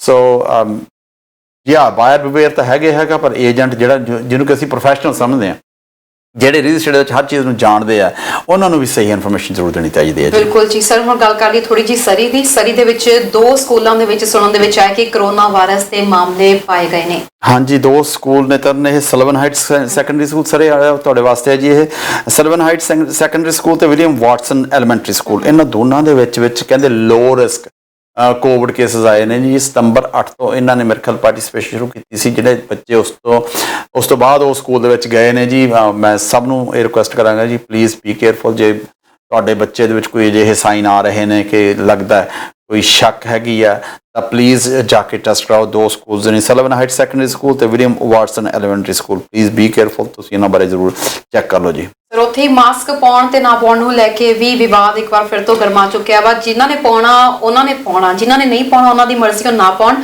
ਪਰ ਦੂਸਰਿਆਂ ਨੂੰ ਪਾਉਣ ਤੋਂ ਕਿਉਂ ਰੋਕ ਰਹੇ ਨੇ? ਅਜਿਹੀ ਇੱਕ ਘਟਨਾ ਸਾਹਮਣੇ ਆਈ ਹੈ ਜਿੱਥੇ ਜਿਨ੍ਹਾਂ ਨੇ ਮਾਸਕ ਪਾਇਆ ਹੋਇਆ ਸੀ ਉਹਨਾਂ ਨੂੰ ਸ਼ੀਪ ਕਹਿ ਕੇ ਬੁਲਾਇਆ ਗਿਆ। ਅਸੀਂ ਆਪਾਂ ਪੰਜਾਬੀ ਚ ਆਮ ਕਹਿੰਦੇ ਭੇਡਾਂ ਨੇ, ਭੇਡਾਂ ਇਹ ਅੰਗਰੇਜ਼ੀ ਵਿੱਚ ਵੀ ਭੇਡਾਂ ਵਰਤਦੇ ਆ ਜੀ। ਤੇ ਇਹ ਕੈਲਗਰੀ ਦੇ ਵਿੱਚ ਇਹ ਗੱਲ ਹੋਈ ਹੈ ਜੀ। ਗੱਲ ਕਰਾਂਗੇ ਜੀ, ਇੱਕ ਦਰਸ਼ਕ ਸਾਡੇ ਨਾਲ ਜੁੜ ਗਏ ਨੇ। ਹਾਂਜੀ, ਹੈਲੋ, ਸਤਿ ਸ਼੍ਰੀ ਅਕਾਲ ਜੀ। ਸਤਿ ਸ਼੍ਰੀ ਅਕਾਲ ਜੀ, ਸਵਾਗਤ ਹੈ ਪ੍ਰੋਗਰਾਮ 'ਚ। ਅਸੀਂ ਜਿਹੜਾ ਤੁਹਾਡਾ ਸ਼ੋਅ ਚੱਲਦਾ ਇਹਦੇ ਹਿਸਾਬ ਨਾਲ ਤੁਸੀਂ ਕਿਹਾ ਕੋਈ ਦੱਸੋ ਸਾਨੂੰ ਜੀ। ਅਸੀਂ 98 'ਚ ਘਰ ਵਾਹ ਕੀਤਾ ਸੀ ਜੀ। ਉਹਨੇ ਜਿਹੜਾ ਰੀਅਲ ਐਸਟੇਟ ਵਾਲਾ ਸੀ ਉਹਨੂੰ ਸਾਨੂੰ ਇਹ ਨਹੀਂ ਦੱਸਿਆ ਕਿ ਜੇ ਤੁਸੀਂ ਮੋਰ ਦੈਨ 50% ਪੇਮੈਂਟ ਕਰੋਗੇ ਤਾਂ ਘਰ ਤੁਹਾਨੂੰ ਫਸਟ ਟਾਈਮ ਬਾਇਰ ਨਹੀਂ ਮੰਨਣਾ। ਓਕੇ, ਅਸੀਂ 50% ਨਾਲੋਂ ਜ਼ਿਆਦਾ ਪੇਮੈਂਟ ਕਰਕੇ ਹਾਂਜੀ ਰਜਿਸਟ੍ਰੇਸ਼ਨ ਕਰਾ ਲਈ ਜੀ। ਜਦੋਂ ਹਲੇ 1.5 ਮਹੀਨਾ ਹੋਇਆ ਤਾਂ ਰੈਵਨਿਊ ਕੈਨੇਡਾ ਵਾਲਿਆਂ ਦਾ ਲੈਟਰ ਆ ਗਈ, ਹਾਂਜੀ, ਪੇ ਤੇ ਜਿੰਨੀ ਤੁਸੀਂ ਓਵਰ ਪੇਮੈਂਟ ਕੀਤੀ ਤੇ 2% ਦਾ ਟੈਕਸ ਦੋ। ਠੀਕ ਹੈ ਜੀ। ਉਹਨੇ ਸਾਨੂੰ ਫਸਟ ਟਾਈਮ ਬਾਹਰ ਨਹੀਂ ਮੰਨਿਆ, ਸਾਨੂੰ $3200 ਰਾਈਟ ਵੇ ਉਹਨਾਂ ਨੂੰ ਦੇਣਾ ਪਿਆ। ਇਹ ਇਹਨਾਂ ਲੋਕਾਂ ਦਾ ਝੂਠ ਬੋਲਣ ਦਾ, ਹਰ ਸੌਦੇ 'ਚ ਹਰ ਦੂਏ 'ਚ ਬਿਨਾਂ ਇਹ ਝੂਠ ਨਾ ਬੋਲਣ ਤੋਂ ਇਹਨਾਂ ਦਾ ਕੰਮ ਨਹੀਂ ਚੱਲਦਾ। ਜੀ ਸਰ, ਤੁਸੀਂ ਕਿਹੜੀ ਲੋਕੇਸ਼ਨ ਤੋਂ ਬੋਲ ਰਹੇ ਹੋ? ਅਸੀਂ ਇਸੇ BC ਤੋਂ ਬੋਲਦੇ ਹਾਂ। BC ਤੋਂ। ਥੈਂਕ ਯੂ ਜੀ। So nice of you. ਦੇਖੋ ਜੀ, ਇਹ ਐਸੇ ਬਹੁਤ ਬਹੁਤ ਸ਼ੁਕਰੀਆ ਜੀ ਕਾਲ ਕਰਨ ਲਈ। ਤੁਸੀਂ ਓਕੇ, ਥੈਂਕ ਯੂ ਜੀ। So nice of you. ਮੈਂ ਇੱਕ ਹੋਰ ਗੱਲ ਨਾਲ ਕਰਨੀ ਚਾਹਾਂਗਾ ਤਰਨ, ਮੈਂ ਆਮ ਨਾਟ ਅਗੇਂਸਟ ਐਨੀ ਰੀਅਲ ਸਟੇਟ ਏਜੰਟ। ਘਰ ਵੇਖ ਰਹੇ ਨੇ ਜੀ, ਬਹੁਤ ਵਧੀਆ ਗੱਲ ਹੈ। It's your job, it's your profession. ਪਰ ਜਿਹੜੇ ਰੀਅਲ ਸਟੇਟ ਏਜੰਟ, ਮੇਰੇ ਕਿਉਂਕਿ ਮੈਂ ਇੱਕ ਥਾਂ ਤੇ ਬੈਠਾ ਸੀ, ਮੇਰਾ ਫੋਨ ਤੇ ਗੱਲ ਹੋਈ ਹੈ, ਉਹਨਾਂ ਨੇ ਇਤਰਾਜ਼ ਇਹ ਜਤਾਇਆ, ਕਹਿੰਦੇ ਕਈ ਰੀਅਲ ਸਟੇਟ ਏਜੰਟਸ ਐਸੇ ਨੇ ਜਿਹੜੇ ਇਹ ਐਡਵਰਟਾਈਜ਼ ਕਰਦੇ ਜੀ ਮੈਂ ਜਿਹੜਾ ਲਿਸਟਿੰਗ ਕੀਤੀ ਸੀਗੀ ਘਰ ਦੀ ਉਦੋਂ $1,00,000 ਵੱਧ ਵਿਕਿਆ, ਬਿਲਕੁਲ, ਜਾਂ ਉਦੋਂ 50,000 ਵੱਧ ਵਿਕਿਆ, ਜਾਂ 25,000 ਵੱਧ ਵਿਕਿਆ। ਉਹਨਾਂ ਨੇ ਮੈਨੂੰ ਦਲੀਲ ਇਹ ਦਿੱਤੀ, ਮੈਨੂੰ ਦਲੀਲ ਠੀਕ ਲੱਗੀ। ਉਹ ਕਹਿੰਦੇ ਇਹਦਾ ਮਤਲਬ ਰੀਅਲ ਸਟੇਟ ਨੂੰ ਏਜੰਟ ਨੂੰ ਪ੍ਰੋਪਰਲੀ ਕੰਮ ਨਹੀਂ ਕਰਨਾ ਆਉਂਦਾ, ਉਹਨੂੰ ਮੇਰੇ ਘਰ ਦਾ ਮੁੱਲ ਨਹੀਂ ਪਾਉਣਾ ਆਇਆ ਸਹੀ, ਉਹ ਮੇਰੇ ਘਰ ਦਾ ਮੁੱਲ $1,00,000 ਘੱਟ ਪਾ ਰਿਹਾ ਸੀਗਾ, ਉਸ ਬੰਦੇ ਨੂੰ ਕੰਮ ਕਰਨ ਦਾ ਕੋਈ ਹੱਕ ਨਹੀਂ ਹੈ। ਮੇਰੇ ਜੇ ਇਸ ਮਾਮਲੇ 'ਚ ਕੋਈ ਰੀਅਲ ਸਟੇਟ ਏਜੰਟ ਕੋਈ ਇਸ ਗੱਲ ਨੂੰ ਕਲੀਅਰ ਕਰਨੀ ਚਾਹੁੰਦਾ ਤਾਂ ਵੀ ਲਵ ਟੂ ਹੀਅਰ ਦੈਟ। ਮੈਂ ਉਹਨਾਂ ਨਾਲ ਵੀ ਗੱਲ ਕਰ ਸਕਦਾ ਜਿਹਨਾਂ ਨੇ ਇਹ ਸੁਨੇਹਾ ਦਿੱਤਾ, ਕਿਉਂਕਿ ਉਹ ਕਹਿੰਦੇ ਨੇ ਜੀ ਤੁਸੀਂ ਏਜੰਟ ਨੂੰ ਮਾਰਕੀਟ ਦਾ ਪਤਾ ਹੋਣਾ ਚਾਹੀਦਾ, day to day, hour to hour ਪਤਾ ਹੋਣਾ ਚਾਹੀਦਾ। ਕੋਈ ਨਵੀਂ ਪਾਲਿਸੀ ਆ ਗਈ ਹੈ, ਪਤਾ ਹੋਣਾ ਚਾਹੀਦਾ ਵੀ ਕੱਲ੍ਹ ਨੂੰ ਕੋਈ ਇਸ ਗੱਲ ਕਰਕੇ ਕੀਮਤ ਵੱਧ ਸਕਦੀ ਹੈ ਜਾਂ ਘਟ ਸਕਦੀ ਹੈ। ਸੋ ਜਿਹੜਾ ਇਹ ਕਿਹਾ ਜਾਂਦਾ ਵੀ $1,00,000 ਵੱਧ ਹੋ ਗਿਆ, $2,00,000 ਵੱਧ ਹੋ ਗਿਆ, $1 ਮਿਲੀਅਨ ਦਾ ਵੱਧ ਵਿਕ ਗਿਆ, ਉਹਦੇ 'ਚ ਕੁਛ ਹੱਦ ਤੱਕ ਮੇਰਾ ਖਿਆਲ ਹੈ ਰੀਅਲ ਸਟੇਟ ਏਜੰਟਸ ਜਿਹੜੇ ਹੈਗੇ ਨੇ ਜੀ, ਉਹਨਾਂ ਦੇ ਉੱਤੇ ਵੀ ਇਹ ਜ਼ਿੰਮੇਵਾਰੀ ਬਣਦੀ ਹੈ। ਮੈਨੂੰ ਤਾਂ ਲੱਗਦਾ ਉਹਨਾਂ ਨੂੰ ਇਮਾਨ ਨਾਲ ਕਹਿਣਾ ਹੀ ਨਹੀਂ ਚਾਹੀਦਾ ਕਿ ਮੈਂ $1,00,000 ਵੱਧ ਕਰਵਾਤਾ, ਕਿਉਂਕਿ ਅਗਲਾ ਇਹ ਕਹਿੰਦਾ ਜੀ ਤੁਸੀਂ ਤਾਂ ਮੇਰੇ ਘਰ ਦਾ ਮੁੱਲ ਘੱਟ ਪਾਇਆ ਸੀਗਾ। ਜੀ ਬਿਲਕੁਲ, ਬਟ ਸਰ ਇਹਦੇ ਵਿੱਚ ਇਹ ਵੀ ਹੈ ਕਿ ਰੀਅਲ ਸਟੇਟ ਏਜੰਟਸ ਜਿਵੇਂ ਆਪਾਂ ਗੱਲ ਕਰਦੇ ਹਾਂ, ਇਹਦੇ ਵਿੱਚ ਵੀ ਪਾਰਟ ਟਾਈਮ ਤੇ ਫੁੱਲ ਟਾਈਮ ਵਾਲਾ ਸਿਸਟਮ ਆ ਜਾਂਦਾ। ਕੋਈ ਤਾਂ ਪੂਰੀ ਤਰੀਕੇ ਨਾਲ ਇਸ ਪ੍ਰੋਫੈਸ਼ਨ ਨੂੰ ਡੈਡੀਕੇਟਿਡ ਹੁੰਦੇ ਨੇ, ਕਈ ਅਜਿਹਾ ਹੁੰਦਾ ਕਿ ਆਪਣੇ ਕੰਮ ਦੇ ਨਾਲ ਨਾਲ ਪਾਰਟ ਟਾਈਮ ਨਾਲ ਇਹ ਵੀ ਕੰਮ ਰੱਖ ਲੈਂਦੇ ਨੇ ਕਿ ਉੱਪਰਲੀ ਇਨਕਮ ਅਸੀਂ ਬਣਾਉਂਦੇ ਰਵਾਂਗੇ। ਸੋ ਕਈ ਵਾਰੀ ਅਧੂਰੀ ਜਾਣਕਾਰੀ ਵਾਲੇ ਅਜਿਹੇ ਜਿਹੜੇ ਆ ਰੀਅਲ ਸਟੇਟ ਏਜੰਟਸ ਆ ਬਾਕੀਆਂ ਨੂੰ ਵੀ ਖਰਾਬ ਕਰਦੇ ਨੇ। ਦੂਜਾ ਇਹ ਹੈ ਕਿ ਜਦੋਂ ਅਜਿਹੀ ਕੋਈ ਅਸੀਂ ਧੋਖਾਧੜੀ ਦਾ ਮਾਮਲਾ ਕਰਦੇ ਹਾਂ ਤਾਂ ਇਹਨਾਂ ਮੁਲਕਾਂ ਵਿੱਚ ਤਾਂ ਮੋਸਟਲੀ ਕੰਮ ਰੈਫਰੈਂਸ ਤੇ ਹੁੰਦੇ ਆ। ਅੱਗੇ ਤੋਂ ਬੰਦਾ ਕਿਸੇ ਨੂੰ ਵੀ ਸੁਜੈਸਟ ਨਹੀਂ ਕਰੂਗਾ ਕਿ ਤੁਸੀਂ ਉਹਦੇ ਕੋਲੋਂ ਕੰਮ ਕਰਵਾਓ ਜਾਂ ਉਹ ਜ਼ਿਆਦਾ ਵਧੀਆ ਤਰੀਕੇ ਨਾਲ ਡੀਲ ਕਰਦਾ। ਸੋ ਇੱਕ ਤਰ੍ਹਾਂ ਨਾਲ ਆਪਣੇ ਕਸਟਮਰਸ ਤੁਸੀਂ ਖੁਦ ਖੋ ਰਹੇ ਹੋ। ਜਿਹੜੀ ਪਾਰਟ ਟਾਈਮ ਤੇ ਫੁੱਲ ਟਾਈਮ ਦੀ ਤੁਸੀਂ ਗੱਲ ਕੀਤੀ ਹੈ ਨਾ, ਤਾਂ ਨਹੀਂ, ਮੈਂ ਇਸ ਗੱਲ ਨਾਲ ਮੈਂ ਬਹੁਤਾ ਸਹਿਮਤ ਨਹੀਂ ਹਾਂ। ਰੀਜ਼ਨ ਬੀਇੰਗ ਹੈ ਕਿਉਂਕਿ ਕਈ ਵਾਰੀ ਜਦੋਂ ਬੰਦਾ ਸ਼ੁਰੂ 'ਚ ਕੰਮ ਕਰਦਾ ਹੈ ਤਾਂ ਉਹਨੂੰ ਜਿਹੜੀ ਪਹਿਲੀ ਜੌਬ ਕਰਦਾ ਹੈ ਤੇ ਦੂਜੀ ਜੌਬ ਜਿਹੜੀ ਰੀਅਲ ਸਟੇਟ ਜਾਂ ਕੋਈ ਵੀ ਸੇਲਸ ਵਿੱਚ ਜਾਣਾ ਨਾ, ਤੁਹਾਨੂੰ ਕੁਝ ਮਹੀਨਿਆਂ ਵਾਸਤੇ ਤੁਹਾਡੀ ਇਨਕਮ ਖਤਮ ਹੋ ਜਾਂਦੀ, ਬੰਦ ਹੋ ਜਾਂਦੀ ਹੈ, ਕਿਉਂਕਿ ਉਹਦੇ ਰਿਟਰਨ 3-4 ਮਹੀਨੇ ਤੋਂ ਬਾਅਦ ਆਉਣ ਲੱਗਦੀ ਹੈਗੀ ਆ। ਉਹਦੇ ਨਾਲ ਜਿਹੜੇ ਲੋਕ ਪਾਰਟ ਟਾਈਮ ਕਰਦੇ ਨੇ, ਉਹ ਨਹੀਂ ਹੈ, ਬੜੇ ਲੋਕ ਮੈਂ ਦੇਖੇ ਜਿਹੜੇ ਪਾਰਟ ਟਾਈਮ ਕਰਦੇ ਮਿਹਨਤ ਕਰਦੇ ਨੇ, ਹੌਲੀ ਹੌਲੀ ਪਾਰਟ ਟਾਈਮ ਤੋਂ ਫਿਰ ਫੁੱਲ ਟਾਈਮ ਹੋ ਜਾਂਦੇ ਨੇ। ਪਰ ਡਿਊ ਡਿਲੀਜੈਂਸ ਜਿਹੜੀ ਹੈਗੀ ਆ, ਜਿਹੜੀ ਨੌਲੇਜ ਦਾ ਹੋਣਾ, ਚਾਹੇ ਪਾਰਟ ਟਾਈਮ ਆ ਚਾਹੇ ਫੁੱਲ ਟਾਈਮ ਆ, ਹਰੇਕ ਨੂੰ ਹੋਣਾ ਚਾਹੀਦਾ। ਹਰ ਇੱਕ ਬੰਦੇ ਨੂੰ, ਮੇਰਾ ਸਿਰਫ ਮਤਲਬ ਇਹ ਹੈ ਕਿ ਜਿਹੜੇ ਕਲਾਇੰਟਸ ਨੇ ਉਹਨਾਂ ਨੂੰ ਡਾਲਰ ਸਾਈਨ ਨਾ ਸਮਝਾਵੇ, ਉਹਨਾਂ ਨੂੰ ਕਲਾਇੰਟ ਸਮਝਿਆ ਜਾਵੇ। ਇਹ ਜ਼ਰੂਰ ਸਮਝਿਆ ਜਾਵੇ ਕਿ ਇਹਨਾਂ ਦੀ ਸਭ ਤੋਂ ਵੱਡੀ ਹੈਗੀ ਇਸ ਕੰਟਰੀ ਦਾ ਸਭ ਤੋਂ ਵੱਡੀ ਉਹਨਾਂ ਦੀ ਹੈਗੀ ਆ ਇਨਵੈਸਟਮੈਂਟ ਹੈਗੀ ਆ। ਅਸੀਂ ਜੇ ਕਿਸੇ ਨੇ ਮੇਰੇ ਤੇ ਯਕੀਨ ਕੀਤਾ ਤਾਂ ਮੇਰਾ ਫਰਜ਼ ਬਣਦਾ ਕਿ ਮੈਂ ਉਹਨੂੰ ਸਹੀ ਗਾਈਡ ਕਰਦਾ। ਪਰ ਉਹ 'ਚ ਕਈ ਵਾਰੀ ਇਹ ਗੱਲ ਕਹਿੰਦੇ ਨੇ ਕਿ ਜੀ ਅਸੀਂ ਕੀ ਕਰੀਏ, ਜਿਹੜਾ ਕਲਾਇੰਟ ਹੈ ਜੀ ਸਾਡੇ ਨਾਲ ਵੀ ਕੰਮ ਕਰਦਾ, ਕਿਸੇ ਹੋਰ ਨਾਲ ਵੀ ਕੰਮ ਕਰਦਾ। So this is part of the market. ਪਰ ਇਹਦਾ ਮਤਲਬ ਇਹ ਨਹੀਂ ਹੈ ਕਿ ਤੁਸੀਂ ਜਿਹੜਾ ਕੋਈ ਆ ਗਿਆ ਤੇ ਉਹਨੂੰ ਬਿਨਾਂ ਇਨਫੋਰਮੇਸ਼ਨ ਪੂਰੀ ਦਿੱਤੇ ਤੋਂ ਉਹਦੇ ਨਾਲ ਕੋਈ ਡੀਲ ਕੀਤੀ ਜਾਵੇ। ਸਰ ਅੱਜ ਦੇ ਟਾਈਮ 'ਚ ਸਭ ਦਾ ਇੱਕੋ ਹੀ ਫੰਡਾ ਆ ਕਿ ਬਾਕੀ ਲੋਕ ਸੇਵਾ ਗਈ ਕਿਤੇ ਪਾਸੇ ਆ, ਇੱਥੇ ਪੈਸੇ ਕਮਾਉਣਾ ਆ, ਪੈਸੇ ਕਮਾਓ। ਸੋ ਇਹ ਨਹੀਂ ਸੋਚਦੇ ਕਿ ਕਿਸੇ ਦਾ ਨੁਕਸਾਨ ਤੁਸੀਂ ਕਰਕੇ ਜੇ ਕਮਾ ਰਹੇ ਹੋ ਤਾਂ ਉਹ ਗਲਤ ਹੈ। ਇੱਕ ਦਰਸ਼ਕ ਹੋਰ ਜੁੜ ਗਏ ਨੇ। ਹੈਲੋ, ਹਾਂਜੀ, ਮੈਂ ਨਾ ਜੀ ਇੱਕ ਛੋਟੀ ਜਿਹੀ ਤੁਹਾਡੇ ਨੋਟਿਸ 'ਚ ਗੱਲ ਲਿਆਉਣੀ ਸੀ। ਮੈਂ ਕਹਿੰਦਾ ਵੀ ਸਾਡੀ ਦੇਖੋ ਕਮਿਊਨਿਟੀ ਬੜੀ ਵਿਜੇਬਲ ਆ। ਮੈਂ ਹੁਣੇ ਟ੍ਰਿੰਟੀ ਮਾਲ 'ਤੇ ਬੋਲ ਰਿਹਾ ਜੀ। ਉੱਥੇ ਮੈਂ ਗਿਆ ਸੀ ਤੇ ਉੱਥੇ ਉਹ ਆਪਣੀ ਇੱਕ ਲੜਕੀ ਤੇ ਉਹਨੇ ਵੈਸੇ ਅੰਮ੍ਰਿਤਧਾਰੀ ਤੇ ਅੰਮ੍ਰਿਤ ਛਕਿਆ, ਪਰ ਉਹ ਸਾਰੀ ਦੁਨੀਆ ਉਹਦੇ ਵੱਲ ਵੇਖ ਰਹੀ ਸੀ। ਉਹਨੇ ਕਦੀ ਨੇ ਮਾਸਕ ਨਹੀਂ ਪਾਇਆ ਕੈਨੇਡੀ ਟਾਇਰ 'ਚ, ਬਾਕੀ ਸਾਰੀ ਦੁਨੀਆ ਨੇ ਮਾਸਕ ਪਾਏ ਸੀ। ਤੇ ਮੈਂ ਕਹਿੰਦਾ ਵੀ ਇਹੋ ਜਿਹਾ ਚੀਜ਼ਾਂ ਦਾ ਸਾਨੂੰ ਧਿਆਨ ਰੱਖਣਾ ਚਾਹੀਦਾ ਕਿਉਂਕਿ ਅਸੀਂ ਬਹੁਤ ਵਿਜੀਬਲ ਹਾਂ ਤੇ ਸਾਨੂੰ ਦੂਸਰੀਆਂ ਕਮਿਊਨਿਟੀਆਂ ਦੇ ਵਿੱਚ ਗਲਤ ਮੈਸੇਜ ਨਹੀਂ ਭੇਜਣਾ ਚਾਹੀਦਾ ਜੀ। ਥੈਂਕ ਯੂ ਜੀ, so nice of you, thank you. ਅਸੀਂ ਇਸੇ ਮਾਮਲੇ 'ਚ ਗੱਲ ਕਰਨ ਲੱਗੇ ਹਾਂ ਜੀ, ਵਿਚਾਲੇ ਰੀਅਲ ਸਟੇਟ ਦੀ ਆ ਗਈ। ਬਹੁਤ ਸ਼ੁਕਰੀਆ ਸਰ ਜੋ ਤੁਸੀਂ ਸਪੈਸ਼ਲੀ ਸਾਨੂੰ ਕਾਲ ਕੀਤੀ ਹੈ। Very nice, so nice of you ਜੀ। ਅਸੀਂ ਪਹਿਲਾਂ ਕੈਲਗਰੀ ਦੀ ਗੱਲ ਕਰਨਾ, ਫਿਰ ਆਪਾਂ ਇਸ ਤੇ ਵੀ ਆਵਾਂਗੇ। ਕੈਲਗਰੀ ਦੇ ਵਿੱਚ ਇਹ ਗੱਲ ਕਰਨਾ ਵਾਪਰੀ ਹੈ, ਉੱਥੋਂ ਦੇ ਫੈਬਰਿਕ ਲੈਂਡ ਦੇ ਵਿੱਚ ਇਹ ਗੱਲ ਵਾਪਰੀ ਜੀ, ਫਿਸ਼ਰ ਰੋਡ ਦੇ ਉੱਤੇ ਆ, ਜਿਹੜਾ ਕੈਲਗਰੀ ਵਾਲੇ ਜਾਣਦੇ ਹੋਣਗੇ ਜੀ। ਉੱਥੇ ਇੱਕ ਲੇਡੀ ਆਈ ਹੈ ਜੀ, ਲੇਡੀ ਨੇ ਮਾਸਕ ਪਾਉਣ ਤੋਂ ਜਵਾਬ ਦੇ ਦਿੱਤਾ ਤੇ ਉਹਨੂੰ ਇਹੀ ਲੋਕਾਂ ਜਦੋਂ ਉਹਨੂੰ ਕਿਹਾ ਗਿਆ ਤਾਂ ਉਹ ਆਰਗੂਮੈਂਟ ਕਰਦੀ ਹੈ। ਉਹਦੀ ਵੀਡੀਓ ਵੀ ਬਣੀ ਹੋਈ ਹੈ ਜੀ। 30 ਲੋਕਾਂ ਨਾਲ ਆਰਗੂਮੈਂਟ, ਉਹ ਕਹਿੰਦੀ ਹੈ ਜੀ ਤੁਸੀਂ ਭੇਡਾਂ, ਯੂ ਆਰ ਸ਼ੀਪ, ਜਿਹੜੀ ਲੋਕਾਂ ਨੂੰ ਫੋਲੋ ਕਰਦੇ ਆ ਐਂਡ ਇਟਸ ਅ ਹੋਕਸ। ਉਹ ਕਹਿੰਦੀ ਕੋਵਿਡ-19 is a hoax. Please it's not a hoax. ਇਹ ਅਗਲੇ ਦੀ ਇਕੱਲੇ ਅਸੀਂ ਟਰੰਪ ਸਾਹਿਬ ਨਹੀਂ ਜੀ, ਇਕੱਲੇ ਸਾਡੇ ਵੀ ਹੈਗੇ ਨੇ ਇਹੋ ਜਿਹੇ ਜਿਹੜੇ ਇਸ ਗੱਲ ਨੂੰ ਮੰਨਣ ਨੂੰ ਤਿਆਰ ਨਹੀਂ ਹੈ। ਪਰ ਮਾਸਕ ਪਾਉਣਾ ਬਹੁਤ ਜ਼ਰੂਰੀ ਹੈ ਜੀ। ਹਾਂਜੀ, ਇੱਕ ਦਰਸ਼ਕ ਹੋਰ ਜੁੜ ਗਏ ਨੇ, ਸ਼ਾਇਦ ਉਹਨਾਂ ਦਾ ਫੋਨ ਡਿਸਕਨੈਕਟ ਹੋ ਗਿਆ। ਸਰ ਸੈਕਿੰਡ ਘਟਨਾ ਜਿਹੜੀ ਟ੍ਰਿਨਿਟੀ ਮਾਲ ਦੱਸਦੀ ਹੈ ਮੋਸਟਲੀ ਕਿ ਬ੍ਰੈਂਪਟਨ ਦੇ ਵਿੱਚ ਇਹ ਸਥਿਤ। ਮੈਂ ਜੀ ਜਿੰਨੀ ਵੀ ਸਾਡੀ ਕਮਿਊਨਿਟੀ ਹੈਗੀ ਹੈ, ਚਾਹੇ ਅਸੀਂ ਜਦੋਂ ਦਸਤਾਰਧਾਰੀ ਹੋ ਜਾਂਦੇ ਹਾਂ ਤਾਂ ਸਾਡੀ ਪਛਾਣ ਬਹੁਤ ਜ਼ਿਆਦਾ ਹੈ, ਸਾਡੀ ਵੈਸੇ ਵੀ ਪਛਾਣ ਹੈਗੀ ਹੈ। ਸਾਡੀ ਕਮਿਊਨਿਟੀ ਨੂੰ ਇਹ ਗੱਲ ਜ਼ਰੂਰ ਸੋਚਣੀ ਚਾਹੀਦੀ ਹੈ ਕਿ ਲੋਕੀ ਮੇਰੀ ਕਮਿਊਨਿਟੀ, ਅਸੀਂ ਇਹ ਨਾ ਸੋਚੋ ਮੇਰੇ ਬਾਰੇ ਕੀ ਸੋਚਣਗੇ, ਲੋਕੀ ਮੇਰੀ ਕਮਿਊਨਿਟੀ ਬਾਰੇ ਕੀ ਸੋਚਣਗੇ। ਮੈਨੂੰ ਆਪਦੀ ਗੱਲ ਦੱਸਦਾ ਤਾਂ ਕਿਉਂਕਿ ਆਪਦੀ ਗੱਲ ਕਰਨੀ ਸੌਖੀ ਹੁੰਦੀ ਆ। ਮੈਂ ਇੱਥੇ ਜਦੋਂ ਆਇਆ ਸੀਗਾ ਉਦੋਂ ਮੈਂ ਵਾਲ ਕਟਾਤੇ ਸੀਗੇ ਤੇ ਉਸ ਤੋਂ ਮਗਰੋਂ ਮੈਂ ਦਸਤਾਰ ਸਜਾਈ। ਜਦੋਂ ਮੈਂ ਦਸਤਾਰ ਸਜਾਈ ਹੈ ਉਸ ਤੋਂ ਮਗਰੋਂ ਮੇਰੀ ਜ਼ਿੰਮੇਵਾਰੀ ਬਹੁਤ ਜ਼ਿਆਦਾ ਵੱਧ ਗਈ ਹੈ। ਇਹ ਸੋਚ ਕੇ ਮੈਂ ਰਾਜਾ ਹਰੀਸ਼ ਚੰਦਰ ਨਹੀਂ ਜੀ, ਪਰ ਫਿਰ ਮੈਂ ਗਲਤੀ ਕਰ ਸਕਦਾ। ਇਹ ਕੋਸ਼ਿਸ਼ ਕੀਤੀ ਜਾਂਦੀ ਹੈ ਕਿ ਮੈਂ ਸਪੀਡਿੰਗ ਨਾ ਕਰਾਂ, ਮੈਂ ਕਿਸੇ ਨੂੰ ਟੇਲ ਗੇਟਿੰਗ ਨਾ ਕਰਾਂ, ਮੈਂ ਵਿੰਡੋ ਖੋਲ ਕੇ ਪ੍ਰਿਮ ਹੋਟਲਸ ਦਾ ਕੱਪ ਬਾਹਰ ਨਾ ਸਿੱਟਾਂ। ਅਗਲਾ ਕਹੂਗਾ ਦਸਤਾਰਧਾਰੀ ਸੀਗਾ। ਇਹ ਸਾਰੇ ਹੀ ਇਉਂ ਕਰਦੇ ਹੋਣਗੇ। ਮੇਰੀ ਸਭ ਨੂੰ ਇਹ ਰਿਕੁਐਸਟ ਹੈ ਕਿ ਜਦੋਂ ਜਿੱਥੇ ਸਾਡੀ ਪਛਾਣ ਹੈਗੀ ਆ, ਜਿਹੜੀ ਅਸੀਂ ਪਛਾਣ ਚਾਹੁੰਦੇ ਹਾਂ, ਅਸੀਂ ਰੈਕਗਨਾਈਜ਼ ਹੋਣਾ ਚਾਹੁੰਦੇ ਹਾਂ, ਅਸੀਂ ਚਾਹੁੰਦੇ ਹਾਂ ਕਿ ਸਾਡੀ ਕੌਮ ਨੂੰ ਰੈਕਗਨੀਸ਼ਨ ਮਿਲੇ, ਜਦੋਂ ਅਜਿਹੀਆਂ ਗੱਲਾਂ ਭਾਲਦੇ ਤਾਂ ਪਲੀਜ਼ ਅਸੀਂ ਇੱਕ ਲੋਕਾਂ ਵਾਸਤੇ ਐਗਜ਼ਾਮਪਲ ਬਣੀਏ। ਅਗਲਾ ਕਹਿੰਦਾ ਵੀ ਮੈਂ ਇਹਦੇ ਵਰਗਾ ਹੋਣਾ ਚਾਹੁੰਦਾ। ਜਦੋਂ ਅਗਲਾ ਕਹਿੰਦਾ ਵੀ ਇਹ ਬੰਦੇ ਨੇ ਐਂ ਕੀਤਾ ਸੀਗਾ, ਮਾਸਕ ਪਾਇਆ ਸੀਗਾ ਜਾਂ ਨਹੀਂ ਪਾਇਆ ਸੀ, ਮੈਂ ਬਿਨਾਂ ਮਾਸਕ ਤੋਂ ਜਾਵਾਂ, ਤੇ ਮੇਰੇ ਵਾਸਤੇ ਇਹ ਕੋਈ ਸਹੀ ਗੱਲ ਨਹੀਂ, ਮੇਰੇ ਵਾਸਤੇ ਇਹ ਠੀਕ ਗੱਲ ਨਹੀਂ। ਆਈ ਐਮ ਰਿਪਰੈਜ਼ੈਂਟਿੰਗ ਮਾਈ ਜਿਹੜੀ ਮੇਰੀ ਸਾਰੀ ਕਮਿਊਨਿਟੀ ਉਹਨੂੰ ਰਿਪਰੈਜ਼ੈਂਟ ਕਰ ਰਿਹਾ, ਇਹ ਜੇ ਸੋਚ ਕੇ ਅਸੀਂ ਕਰਾਂਗੇ ਤਾਂ ਜੀ ਮੇਰੇ ਖਿਆਲ ਆ ਅਜਿਹੀਆਂ ਗੱਲਾਂ ਨਹੀਂ ਵਾਪਰਨੀਆਂ। ਪਰ ਫਿਰ ਕਈ ਵਾਰੀ ਹੋ ਸਕਦਾ ਗਲਤੀ ਨਾਲ ਭੁੱਲ ਗਏ ਹੁਣ ਜੀ, ਪਰ ਸਟਿਲ ਜੋ ਲੋਕੀ ਤੁਹਾਡੇ ਨੂੰ ਦੇਖ ਰਹੇ ਗਿਆ, ਲੱਗ ਰਿਹਾ ਕਿ ਤੁਸੀਂ ਕੋਈ ਗਲਤੀ ਕੀਤੀ ਹੋਈ ਹੈ, ਤਾਂ ਪਲੀਜ਼ ਨਾਲੇ ਜਿਹੜਾ ਸਾਡੀ ਸਰਕਾਰ ਕਹਿ ਰਹੀ ਹੈ ਜੀ ਮਾਸਕ ਪਾਉਣਾ ਚਾਹੀਦਾ, ਪਲੀਜ਼ ਪਾਓ, ਫੋਲੋ ਦ ਰੂਲਸ। ਜੀ ਬਿਲਕੁਲ। ਤੇ ਸਰ ਇੱਕ ਆਖਰੀ ਖਬਰ ਇੱਥੇ ਡਿਸਕਸ ਕਰਨ ਜਾ ਰਹੇ ਹਾਂ ਕਿਉਂਕਿ ਸਮਾਂ ਹੁਣ ਲਗਭਗ ਇਜਾਜ਼ਤ ਲੈਣ ਦਾ ਹੋ ਰਿਹਾ ਹੈ। ਨਾਈਜੀਰੀਆ ਦੇ ਵਿੱਚ ਇੱਕ 13 ਸਾਲ ਦੇ ਬੱਚੇ ਨੂੰ 10 ਸਾਲ ਦੀ ਸਜ਼ਾ ਹੋ ਗਈ, ਅਜਿਹਾ ਕਿਉਂ? ਕਰਨ ਜਿਹੜਾ ਹੈਗਾ ਨਾ ਐਕਸਟ੍ਰੀਮਿਜ਼ਮ, ਕਿਸੇ ਵੀ ਚੀਜ਼ ਨੂੰ ਇਸ ਤੋਂ ਤੱਕ ਲੈ ਜਾਣਾ, ਚਾਹੇ ਕਿਸੇ ਧਰਮ ਨੂੰ, ਚਾਹੇ ਕਿਸੇ ਵਿਚਾਰ ਨੂੰ ਲੈ ਕੇ ਜਾਣਾ, ਕੋਈ ਬਹੁਤ ਹੀ ਠੀਕ ਗੱਲ ਨਹੀਂ ਹੈ। 13 ਸਾਲ ਦਾ ਬੱਚਾ, ਉਹਨੇ ਕੁਛ ਧਰਮ ਦੇ ਬਾਰੇ ਗਲਤ ਗੱਲ ਕਹੀ, ਉਹ ਗਲਤ ਗੱਲ ਕਹੀ ਹੈ, ਕਿੰਨੀ ਗਲਤ ਕਹੀ ਹੈ, ਦੋ ਬੰਦਿਆਂ ਦੇ ਵਿੱਚ ਗੱਲ ਹੋਈ ਹੈ, ਬੱਚੇ ਦੀ ਕਿਸੇ ਨਾਲ ਹੋਈ ਹੈ, ਉਹ 'ਤੇ ਦੋਸ਼ ਲੱਗੇ ਨੇ ਜੀ ਕਿ ਉਹਨੇ ਹੱਤਕ ਕੀਤੀ ਹੈ ਧਾਰਮਿਕ ਆਗੂ ਦੀ, ਕਿ ਉਹਨੂੰ 10 ਸਾਲ ਦੀ ਸਜ਼ਾ ਸੁਣਾ ਦਿੱਤੀ ਗਈ ਹੈ ਜੀ।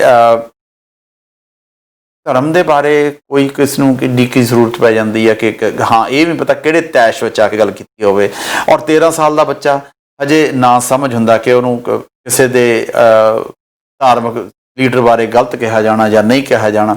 ਬੱਚੇ ਕਈ ਵਾਰੀ ਹਜ਼ਾਰ ਗੱਲਾਂ ਕਰਦੇ ਨੇ।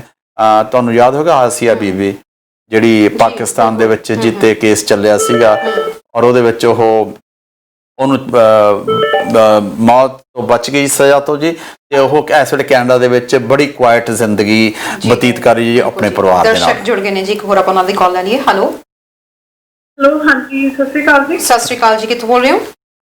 ਹਾਂਜੀ ਮੈਂ ਬੈਪਟਨ ਤੋਂ ਬੋਲ ਰਹੀ ਹਾਂ ਜੀ। ਦੱਸੋ ਜੀ ਕੀ ਕਹਿਣਾ ਚਾਹੁੰਦੇ ਹੋ? ਹਾਂਜੀ ਤੇ ਮੈਨੂੰ ਬਾਇਓਮੈਟ੍ਰਿਕਸ ਦਾ ਸ਼ੋਅ ਹੋ ਰਿਹਾ ਨਾ ਟੀਵੀ ਤੇ ਜੀ।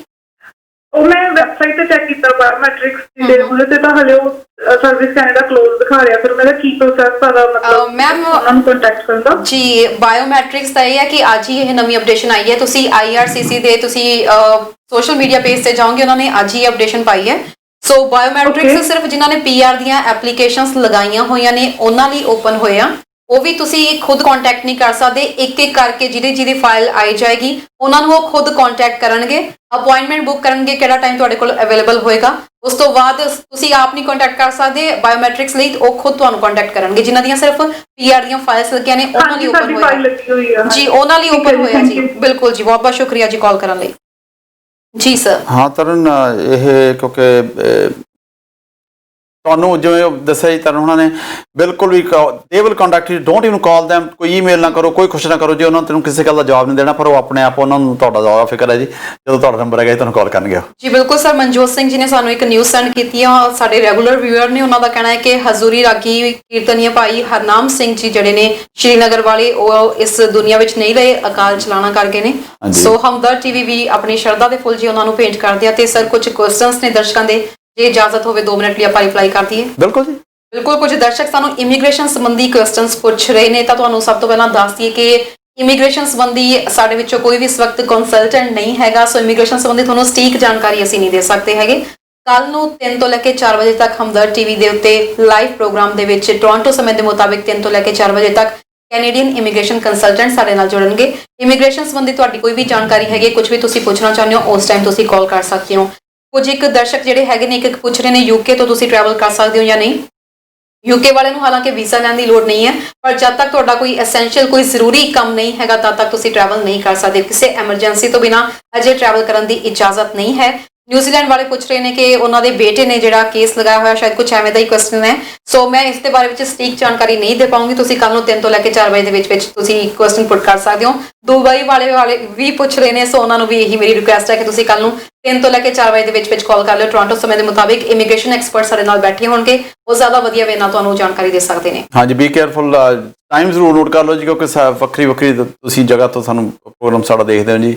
ਅਸੀਂ ਟੋਰਾਂਟੋ ਟਾਈਮ ਦੀ ਗੱਲ ਕਰ ਰਹੇ ਹਾਂ ਜੀ। ਕੱਲ ਨੂੰ 3 ਤੋਂ 4 ਸਾਡਾ ਰੈਗੂਲਰ ਪ੍ਰੋਗਰਾਮ ਆਉਂਦਾ ਜੀ ਇਮੀਗ੍ਰੇਸ਼ਨ ਦੇ ਮਾਮਲਿਆਂ ਦੇ ਵਿੱਚ।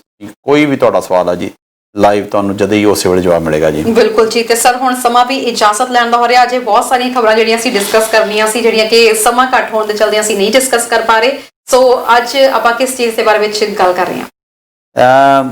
ਐਕਟਰ ਨੇ ਜੀ, ਕਰੈਕਟਰ ਐਕਟਰ ਨੇ ਜੀ। 1914 ਦੇ ਵਿੱਚ ਇਹਨਾਂ ਦਾ ਜਨਮ ਹੋਇਆ ਸੀਗਾ ਜੀ।